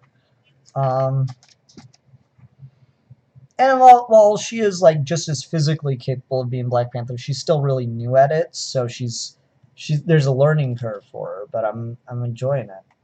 I'm enjoying reading it nonetheless. The way T'Challa is written in this is weird, and it all kind of comes to a revelation at the end. I really don't care for more really cool poses of her.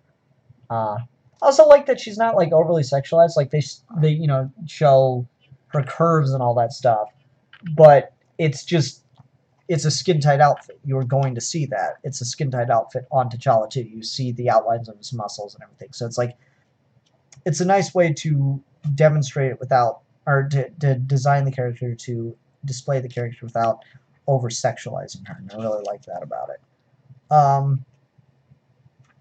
But T'Challa has some weird fucking thought processes and lines here. He's trying to get the his bodyguards and everything. He's trained them as an army to fight Doctor Doom, and so he's training them with magic as well, to deal with magic and Doombots and all that stuff. And he's training himself with magic, and that's okay. I don't really know what to make of that, but whatever, I guess.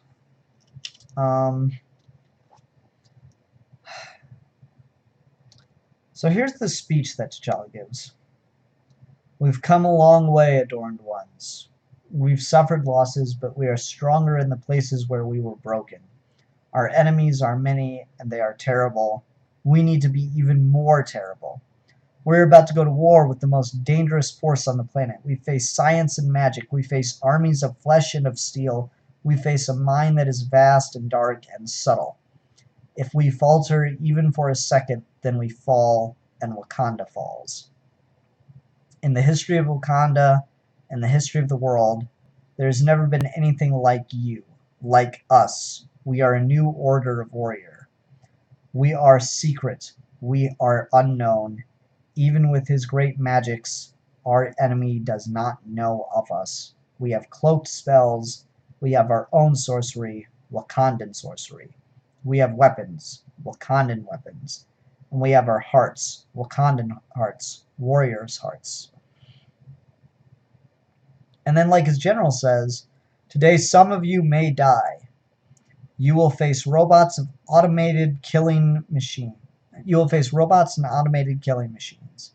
You will face the darkest sorcery. We will try our level best to kill each and every one of you. Those who survive will earn the right to stand with our beloved when he storms the gates of hell. Those who fall will be forgotten. We are the Dora Malaji, and we do not remember the weak. We cannot pause for tears or regrets. Not now, not ever, until this war is won.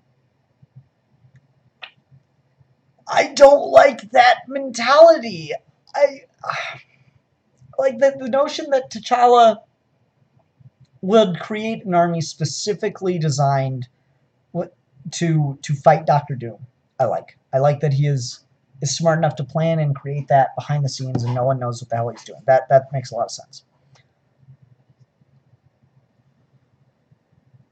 We do not remember the weak. If you die, you are weak, and you will not be remembered. No. And like, admittedly, I remembered it a bit wrong. I thought it was T'Challa that said that. It was his general, but she's acting on his instructions. That's not the mentality I like at all. And admittedly, you know, there's like a scene later that kind of contradicts that. But just the notion that he would use that kind of rhetoric to motivate his people to fight for him, it disgusts me on a certain level. That is really, really hard to read. Where's the scene at? I'm gonna find the scene where she comes back.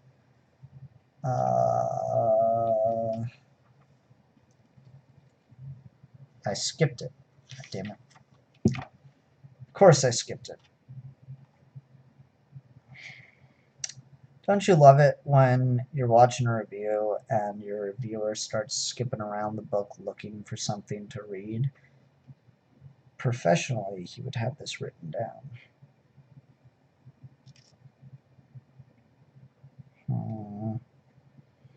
No, it's not on that page. I'm gonna keep on looking.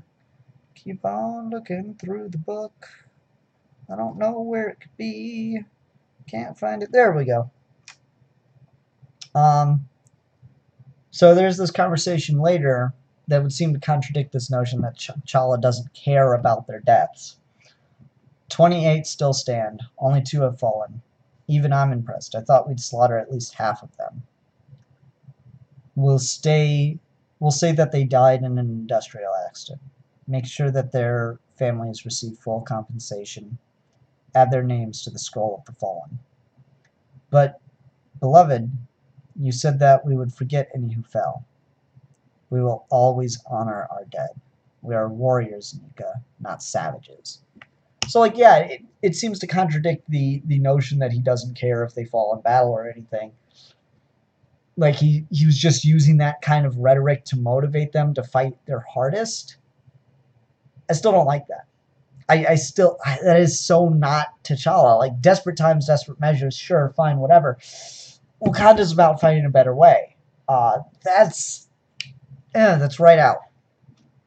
So yeah, I did not like this. And it all leads to the end where, you know, Doom has taken over Wakanda and T'Challa and Shuri are both out of the country when it happens.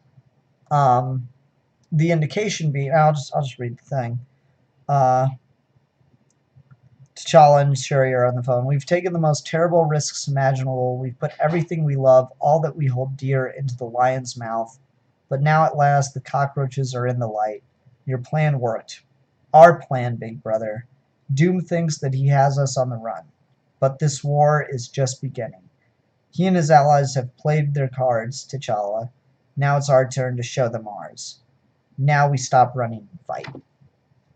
So the indication was they saw this invasion coming, and instead of trying to, like, stop it from happening, since they didn't know exactly how it would happen, they let it and had a plan to fight it back.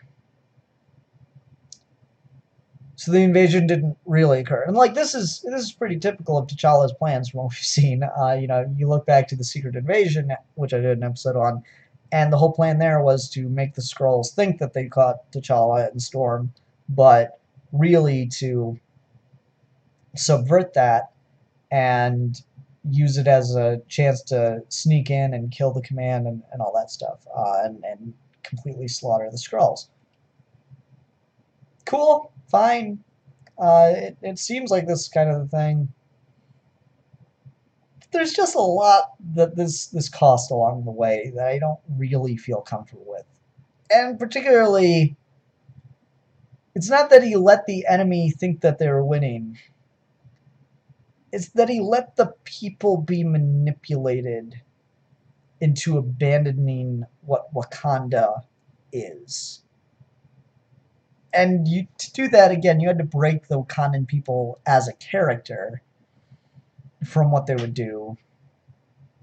So I really am bothered by this. I don't think this worked very well. And it's all apparently concluded in Doom War, which I don't have. I don't know. I am tempted to read Doom War. It could be good. I just don't know if it's something I want to read, given the way that this left me. This left a bad taste in my mouth.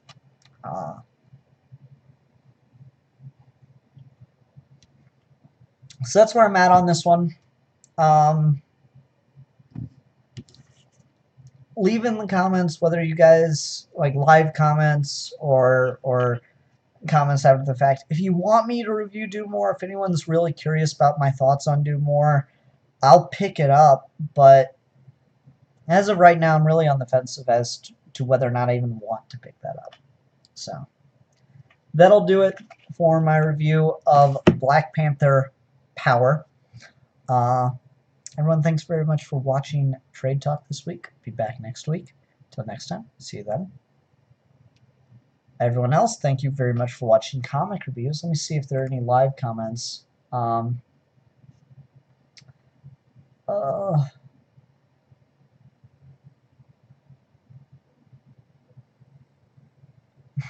Yeah. No live comments about whether or not I should pick up Doom More, but I'll leave that floating out there to see if anyone really wants me to. Otherwise, that's going to do it for this week's episode of Comic Reviews, everyone. Thanks very much for watching.